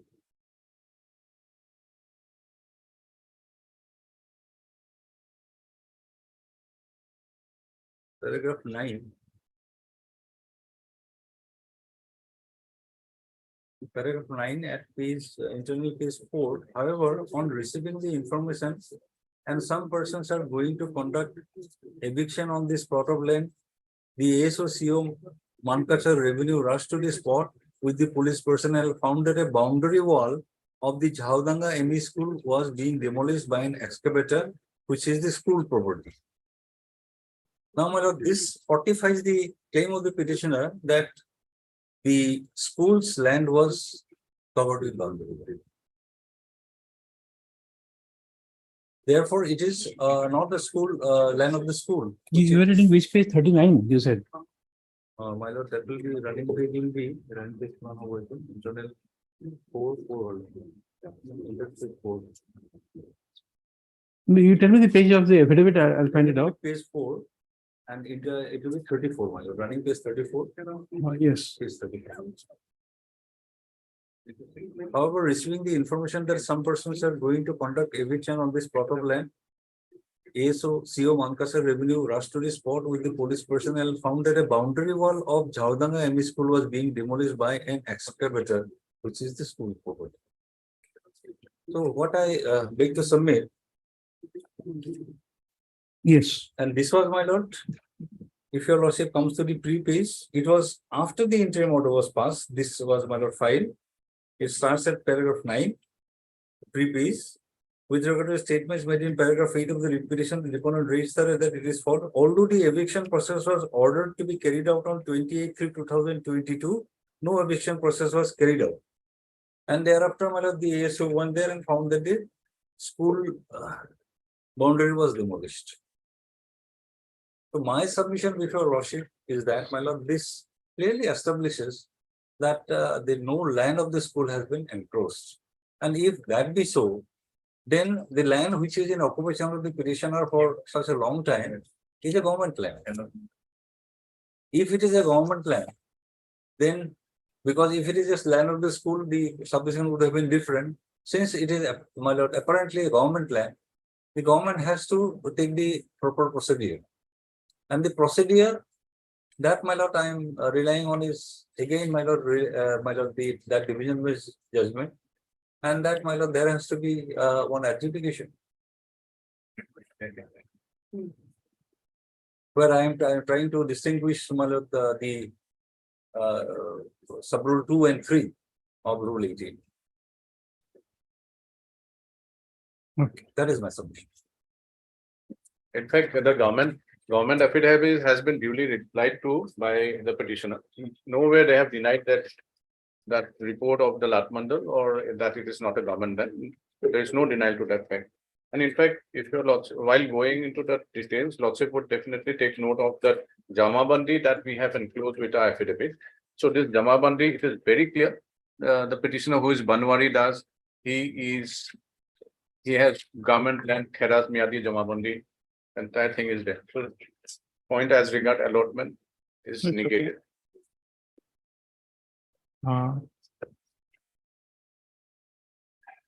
Mr. M.K. Chaudhary, Learned Senior Counsel, assisted by Mr. M. Khan, Learned Counsel for the petitioner.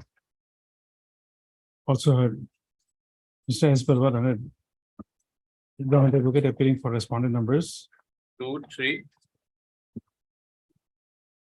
2, 3, 4, 5. 2, 3, 4, 6. 5. 2 to Sorry. 6. 6 is 2 to 5. yes. 2 to 5, for one, you write Ms. G. Hazarika, Learned Standing Counsel for Revenue Department, respondent number 1. And Mr. M. Islam, Learned Counsel for respondent number 6. By filing this writ petition under Article 226 of the Constitution of India, the petitioner has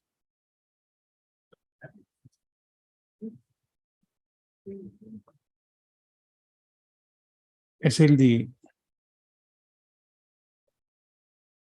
letter dated 3/3/2022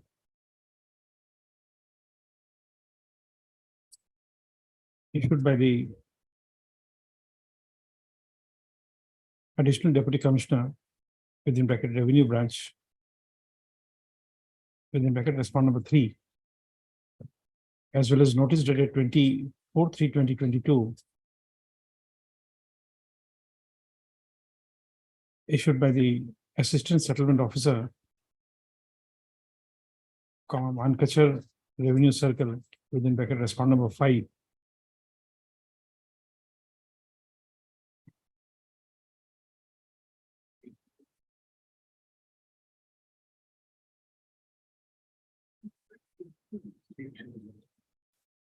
Thereby directing the petitioner to remove allegedly illegal construction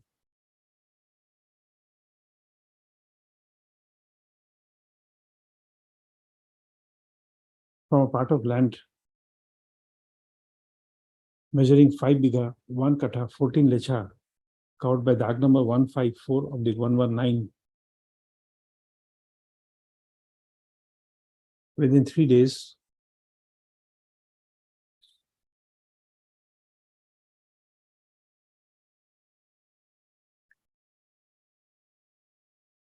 Or otherwise, the petitioner was threatened with eviction.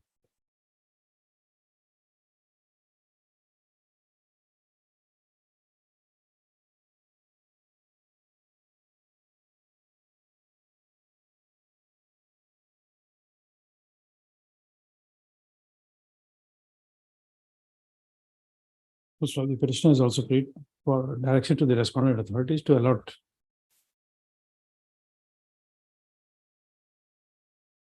land measuring 1 kata 14 lechas of Dag number 154 of the 119 of Jhaudanga JHAWDANGA Revenue Village in favor of the petitioner. Next, please.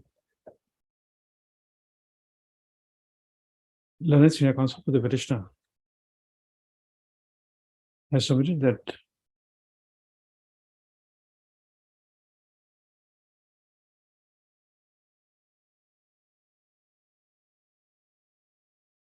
the father of the petitioner, namely late Gangaram Rabidas, GANGARAM RABIDAS, was the paternal of a residential land measuring 1 bigger 2 kathas.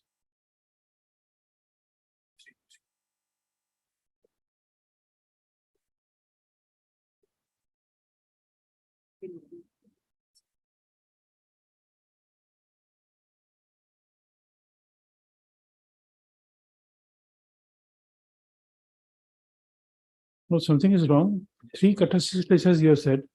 4 kata, it will be 4 kata 2 lechas. Something wrong here. 3 kata 6 lechas you have written. It will be 4 kata 2 lechas. That is the patta land. That is our patta. Our patta land. No. But the paragraph 2 figure is not matching. There can't be 6. At the 3 lecha, 6 lecha. Then you write 1 bigha is equal to 20 kacha. What does it mean? My lord, there the land is measurement is a little different from us, my lord. 3 kata 16 rather 1 bigha is equal to 20 kata to show that my lord only a small portion of land. That is why that has been inserted. Oh, acha. I was thinking it's a conversion made. Yes, sir. Oh, no. Okay. 3 kata 6 lechas covered by Dag number 118 of the 153 of Patta number 17 of the 231.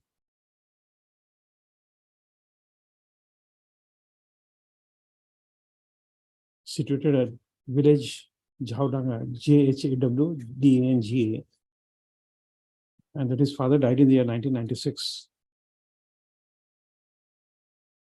Let's stop. Adjacent to the said land, there is a government khas land measuring 1 bigha 1 kata 14 lecha, covered by Dag number 154 of the 119. The petitioner claims that the said land is under possession of the petitioner through his predecessor in interest since 1937, since the year 1937. So stop. Out of the said land, land measuring about 1 kata 14 lechas.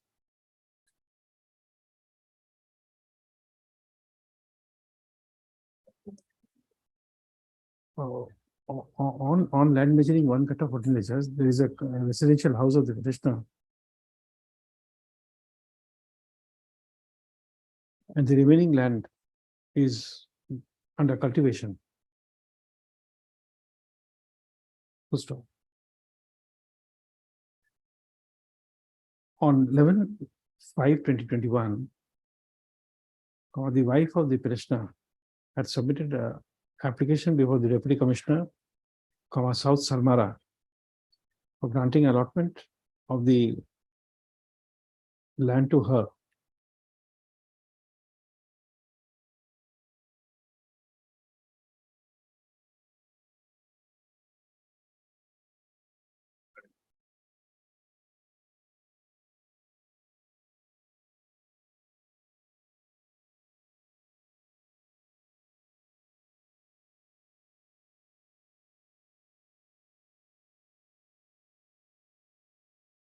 One kata land to her.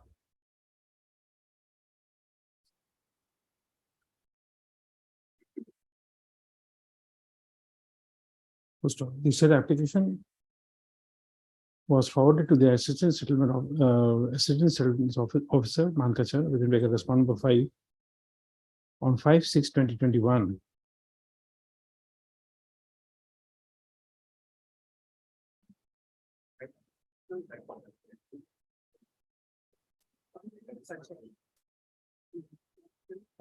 No, it will be 1 bigha, not 1 katha.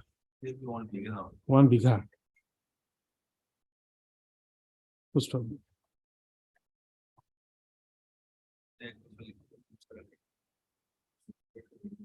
On 15/12/2021, the petitioner submitted another application before the respondent number 2.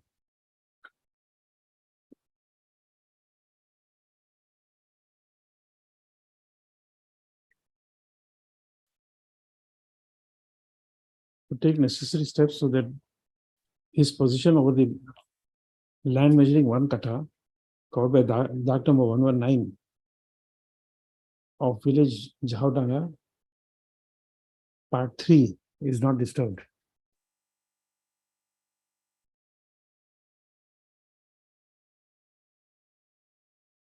First of all. Next, the General Counsel for the petitioner, Senior Counsel for the petitioner submitted that part of the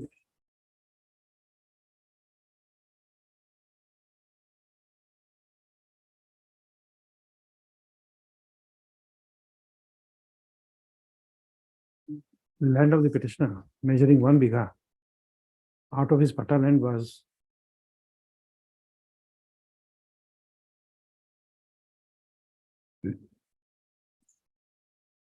vacated, which has been allotted in the name of Jhaudanga ME Madrasa. Although they said madrasa is situated in a different campus with Pakka boundary and covered by the land and situated on land covered by Dag number 120. First, submitted that the petitioner has no objection if his 1 bigha pata land is given is allotted to the school, but insofar as area of 1 katha 14 lecha land is concerned, which is abutting his residential house, should be allotted in favor of the petitioner, as his predecessor, and thereafter he is residing in the said land since the year 1937. However, the petitioner was served with a letter dated 3/3/2022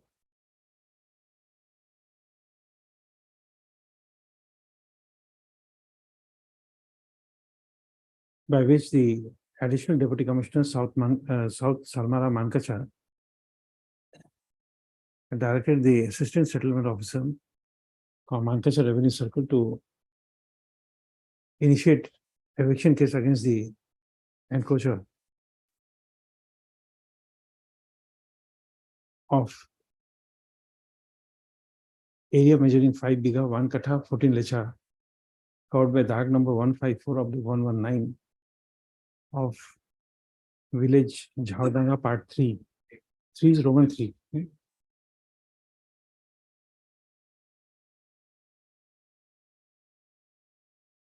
First of all.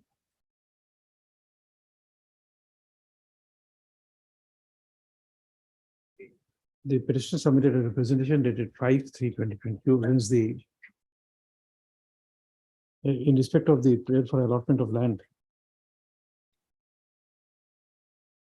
and reiterated that his position should not be disturbed. First of all.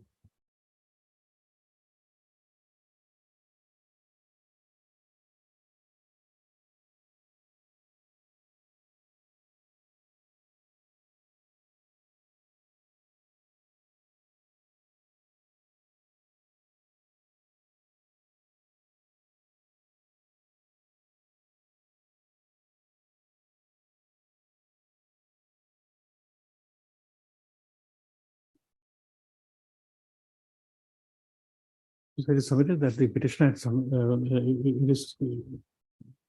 it has been submitted that the petitioner had filed an application under RTI Act for information regarding report of the Land Advisory Committee, copy of allotment order and allotment report in connection with allotment of land to Jhavdanga ME Madrasa, covered by the Act number 154 of the 119 of Revenue Village, Jhavdanga Part 3.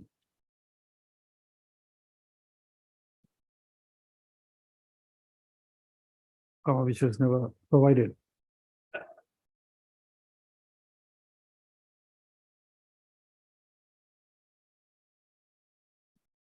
Full stop. It is.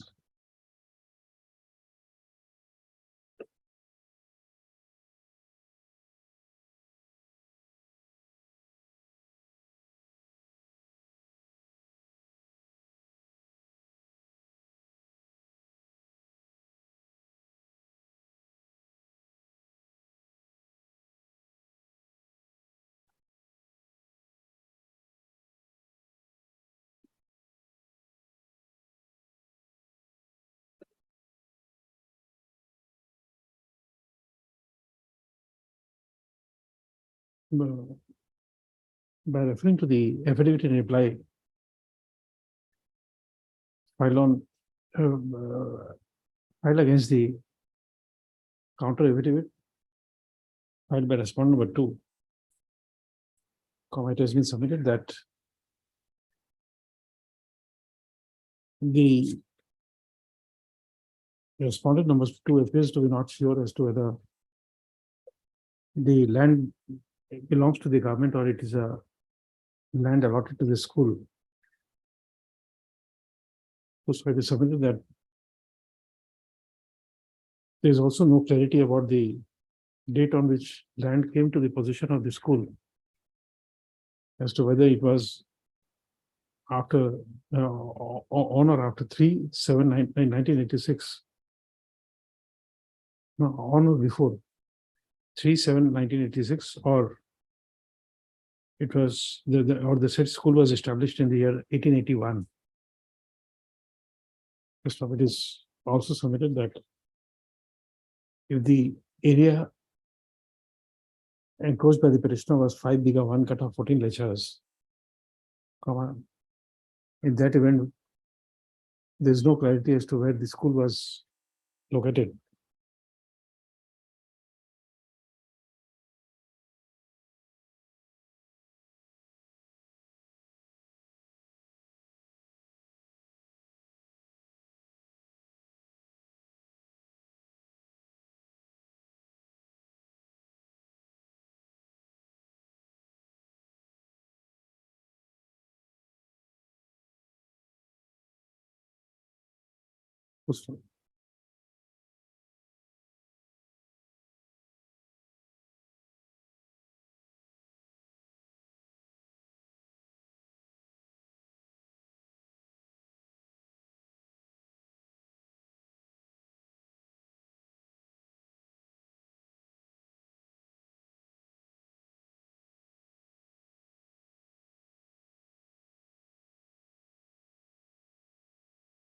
So referring to the affidavit reply filed against the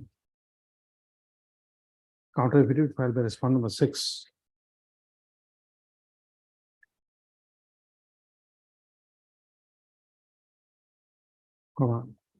The grand senior counsel for the petitioner has reiterated that there is no clarity about the date on which the school acquired the possession of the land. First of all, it is submitted that the petitioner had taken a stand to the effect that the land of the school was covered by a boundary wall, and accordingly it is submitted that it cannot be that the petitioner could not have allegedly encroached any part of the land within the school boundary. So accordingly, it is submitted that the petitioner has been able to show that the land which he is occupying is outside the school boundary, and therefore his right has to be determined before summarily ejected from the school premises. Full stop. In this regard, the learned senior counsel for the petitioner had referred to the provisions of section 18, rule 18 within bracket 2 of the rules under the Assam Land and Regulations, 1886. And it is submitted that as the petitioner had a bona fide claim in respect of the land occupied by him,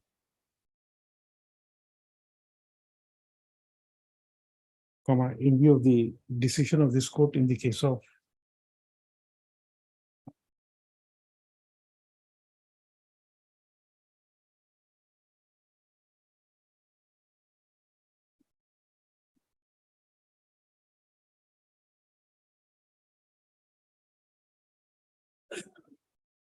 Dhanseri, DHUNSERI, Petrochem and Tea Limited versus State of Assam, within bracket 2018, bracket close GLR 125, equivalent to 2018 within bracket 2, bracket close GLT 814. It is submitted that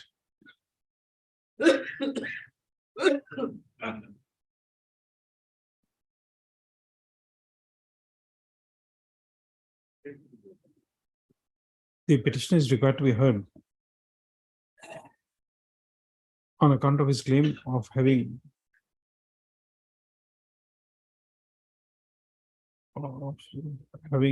occupied the land for a considerable length of time since the year 1937.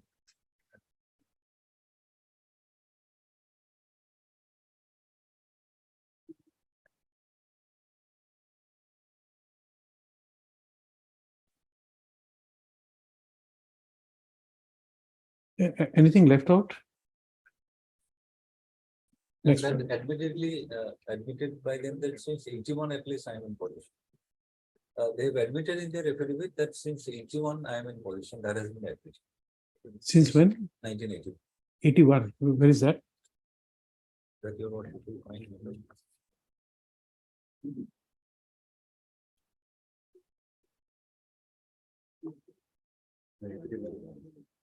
Paragraph 12, page 34.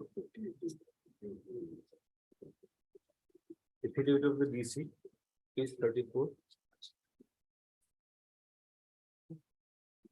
Paragraph 12, last sentence, last but one sentence. The school was running since 1981. The petitioners have enclosed government land since 1980. Okay. So in this regard, reference is made to paragraph 12 of the affidavit in opposition filed by the Deputy Commissioner. Within bracket respondent, Deputy Commissioner South Salmana Manakachar within bracket respondent number 2, wherein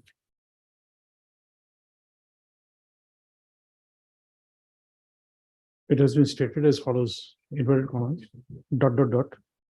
The school was running since 1981. Full stop. The petitioners have encroached government GOVT, government land since 1981.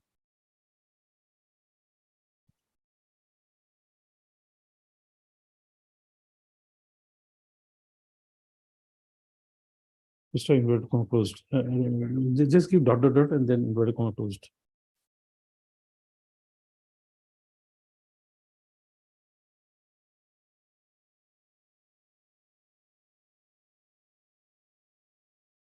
Next one. Per contra, comma the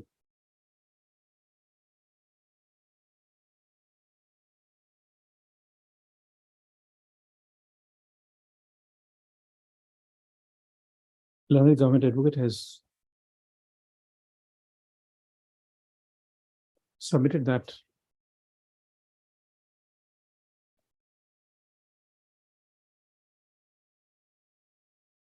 the land on which the Jaodanga ME Madrasa is located was donated by the Patadars and that as the school has been provincialized, all the property of the said school had vested in the government.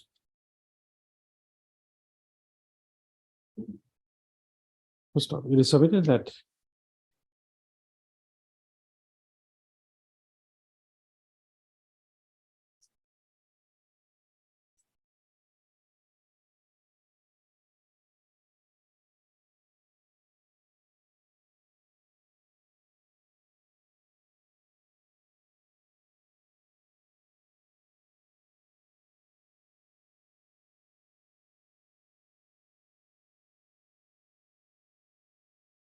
this, Mr. Barwa, you are referring to this paragraph 9 and 10. 9 first. 9 and 10. 9, you are saying that you went to the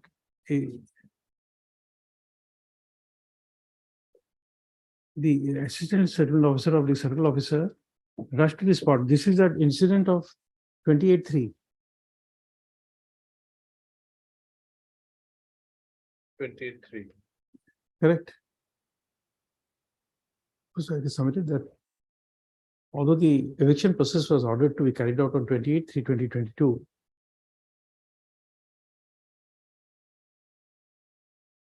but on the said date, the eviction process could not be carried out by the district administration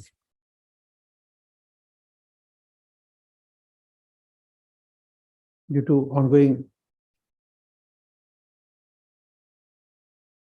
examinations of high school of the SSLC of the I'm addresser. EHM examinations and Chakaband called by the Assam All India Trade Union, and that as the assistant settlement officer, cum circle officer, received information that an eviction process was being carried out in the school land. He had rushed to spot with police personnel and found that the boundary wall of Jaodanga ME school was being demolished by an excavator.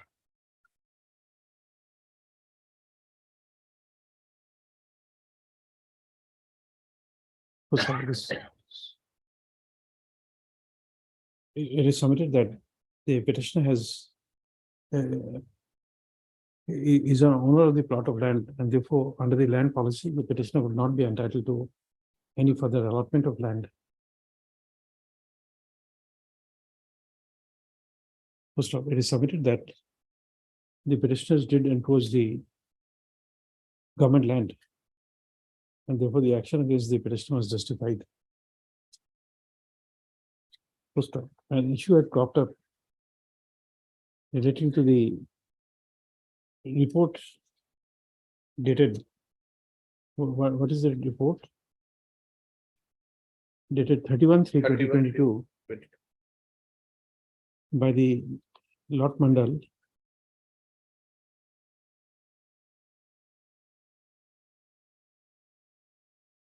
And in this regard, the learned government advocate has submitted that this could, by an order dated 25-3-2022, amongst others,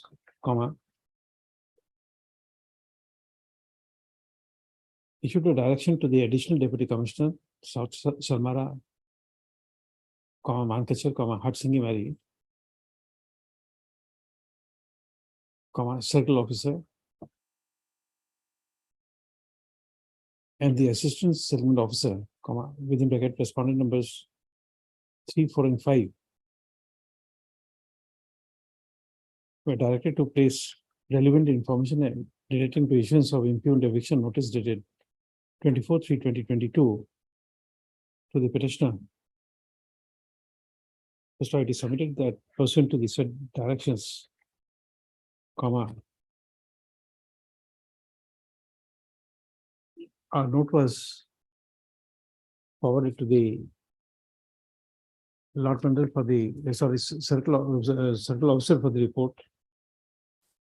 And accordingly, under his direction, under direction of the said authority, comma, the Lord Mandal prepared a report dated 31/3/2022.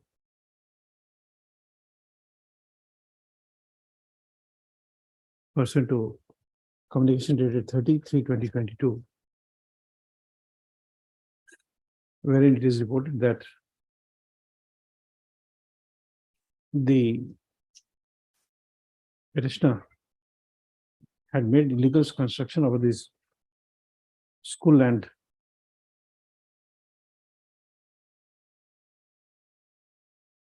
And it was further reported that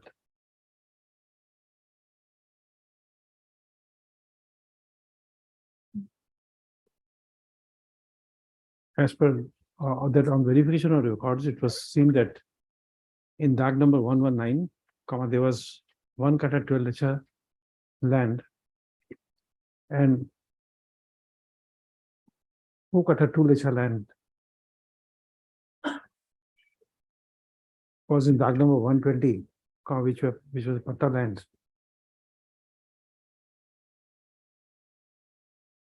And that as per the Chitta entry, comma, 18 numbers of pattadars were there, and that all the pattadars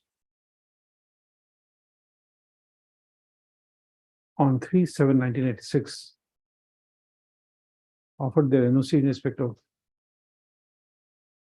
the entire land covered by the said dags, measuring 5 kata with 14 lechas, where it was donated in the name of this. There was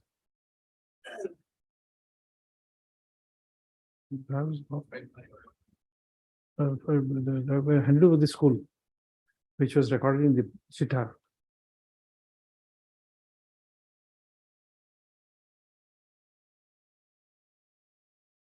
And it was also reported that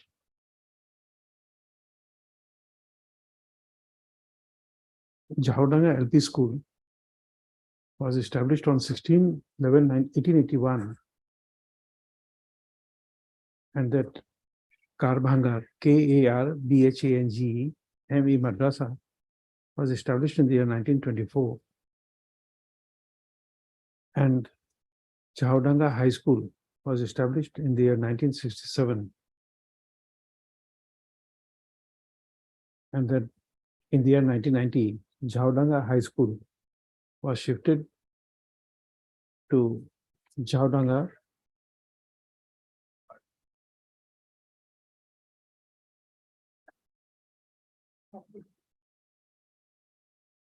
Jahodanga Part 2. No, something is wrong.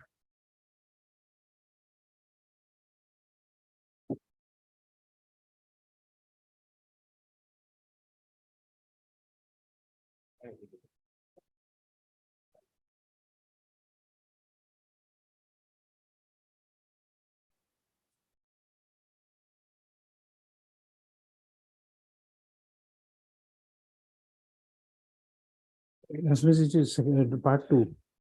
Jahodanga Part 2. Part 2. Here it is 22nd part. That is the high section. No, 22nd part is not there. SMS it is Ditya Khanda, Titiyo Khanda. part 2.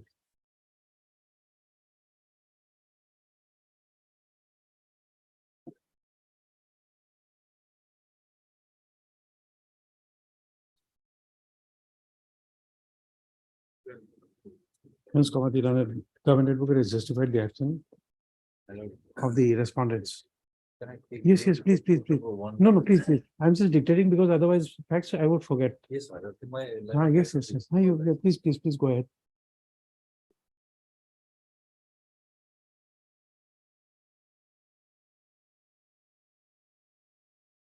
Yes, Mr. Barua, anything left out? No. In fact, while noting down the petitioner's contention, in the Jamabandi, he has referred that one katha, the equivalent, the ratio that he has given as regards how much bigha. So there we have to rely upon the government value, because 5 katha is equal to 1 bigha. So he was saying something different. Petition para two. No, I understood. I understood. It was just the contention, yes. No, that's okay. That I understood. 1 bigha is equal to 20 katha, he says. No, I did not understand that. I thought that it was 3 katha was equal to 1 bigha. That's what I said that I. No, 5 katha makes 1 bigha. But since it was in the same line, Yes, bracket Yeah, would yeah. mean There was a confusion. reference to earlier. yes. It carried a different meaning that I could not follow.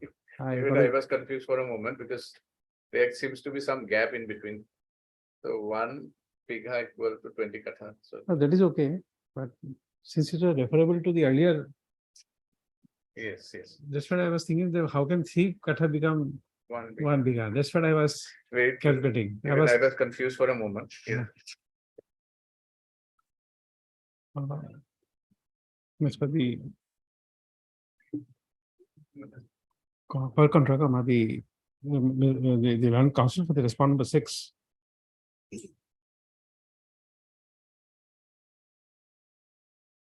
Has more or less adopted the submissions of the government advocate. Yeah, has made submissions similar to the submissions of the government advocate. And it is submitted that the one that contrary to what is being claimed by the petitioner, during the COVID period,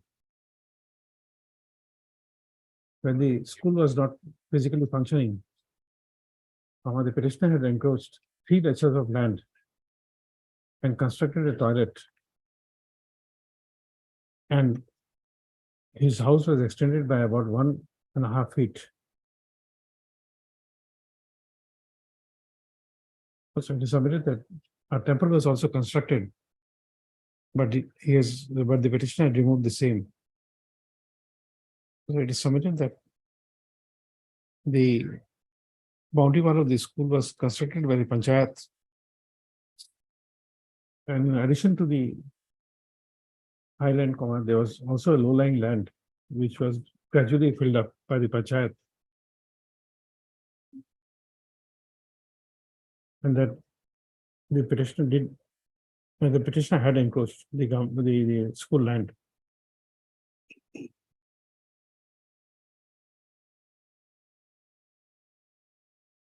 And it is asserted that the land on which eviction is sought to be carried out is a government land, which is allotted, allotted in the name of the school. And in this regard, it is submitted that by dint of provincialization of the school, the property which was owned by the school, land which was owned by the school, now stands vested with the government.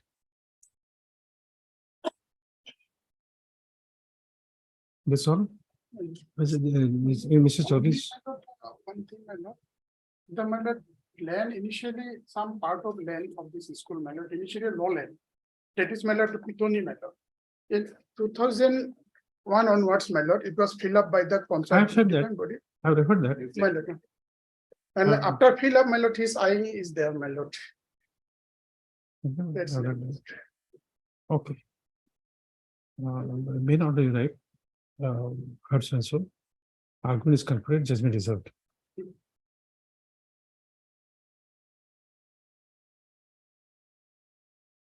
Highly oblige your lordship.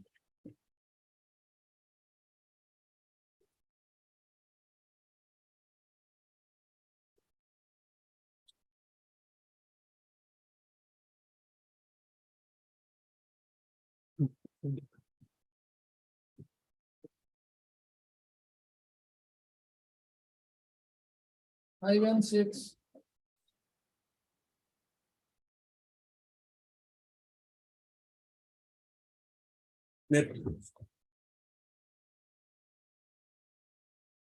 In terms of order, first in a subsequent repetition, the subject matter in these two repetition doesn't survive as on date.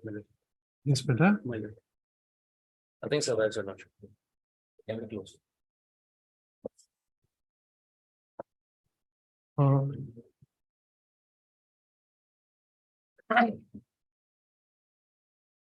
Mr. P, upon instructions, Mr. P. Hazarika and counsel for the petitioner submits that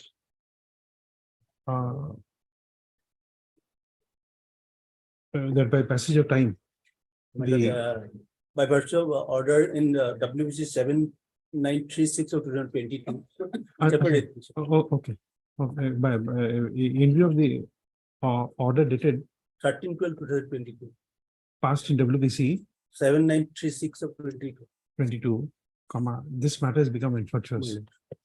Mr. R. Goel and study counsel for the Forest Department is present. Matter since dismissed having been rendered infructuous. Obliged, Lord. So both matters go? Yes, 5 and 6. Okay. 5 and 6. Pass it to us. My lord, in respect of item number 8, may play for some time, my lord. That for my mistake, my lord, I left the file out of station last weekend, my lord. That's okay. Both sides are duly represented on the prayer made by Mr. P. Hazarika and counsel for the petitioner. List after? My lord, I needed only because my lord, another matter is same subject matter that may be taken. 6391 of 2020. List after 2 weeks along with WPC so. 6391. 22. Okay. The interim order that may be continued. Okay. Interim order passed at this and is extended to the next date of listing. Your call? Water resource. Water resource. Okay. Okay. 9 and 10.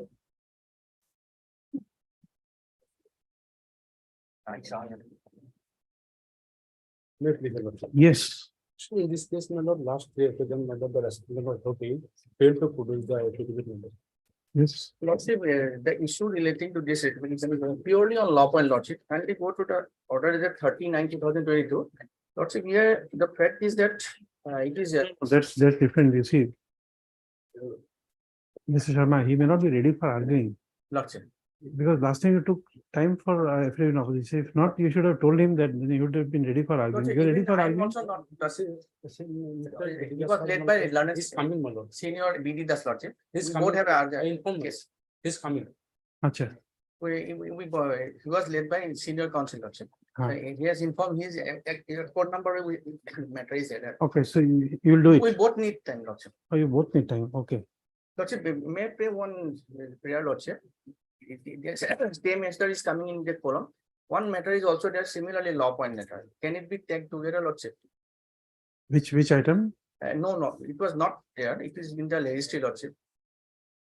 No, it's okay. Whatever you see, if it is same item, the same ratio will follow. So We not don't same have issue, to- similar issue, Lordship, but law point is there, only law point. It's okay. Same will follow. We don't have to hear 20 cases together. In one case, if we decide that law will follow in other cases. No, the law is a different, Lordship. No, because you see, the point is simple. If it is similar and the same law point is No, involved. not similar law point. Oh, then different. No, then we are not adding up. Lordship. We already have everyday unmanageable cases. Lordship. Both sides are duly represented. Mr. P. Sharma, the counsel for the AFDC, submits that an issue of law is involved. He would not be filing an affidavit in opposition. As instructed, Lordship. As instructed, he would not file any affidavit in opposition and the matter could be heard on merit. So accordingly, this is matter for hearing on. Eight. Can it be eight, Lordship? My foot must let him give.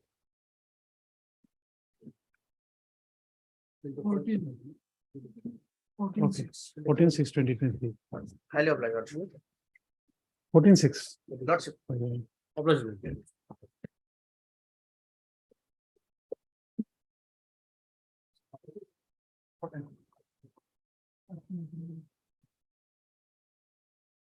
Just a moment, just a moment. Accordingly.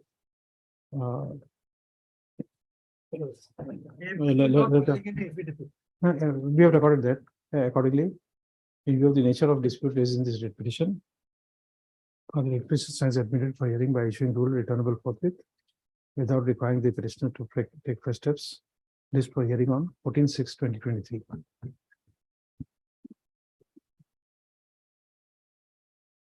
Mr. Das. Oh, I should tell you. In fact, yesterday, in a different matter, the issue which you raised about that, what you call limestone, the stand now taken is that the geology and mining, yesterday in the question, they are issuing licenses. That is, they License. issued license. Ah. In my case also still issued licenses, the Ah. forest fire has gone order. Lordship did not stay. No, I do not find it there. No, license is there. One. License by the geology and mining department has given me. Okay, that I missed out. That I have given, if Lordship wants, I can put to it.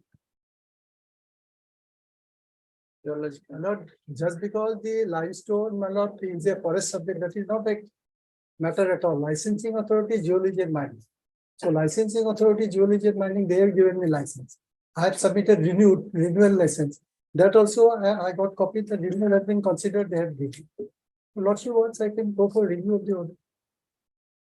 No, I won't say anything, but since yesterday it came out about the geology mining, in your case, I don't know why I missed it out, but yesterday. Geology and mining, it was heard by Lordship. Geology and mining has given the result.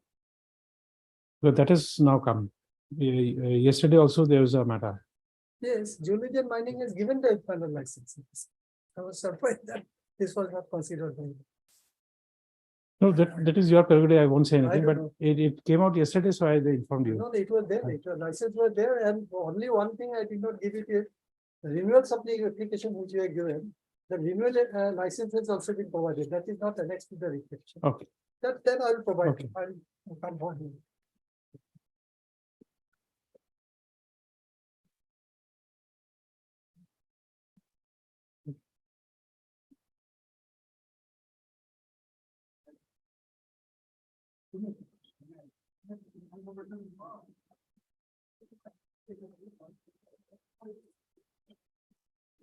Otherwise, I don't know the matter.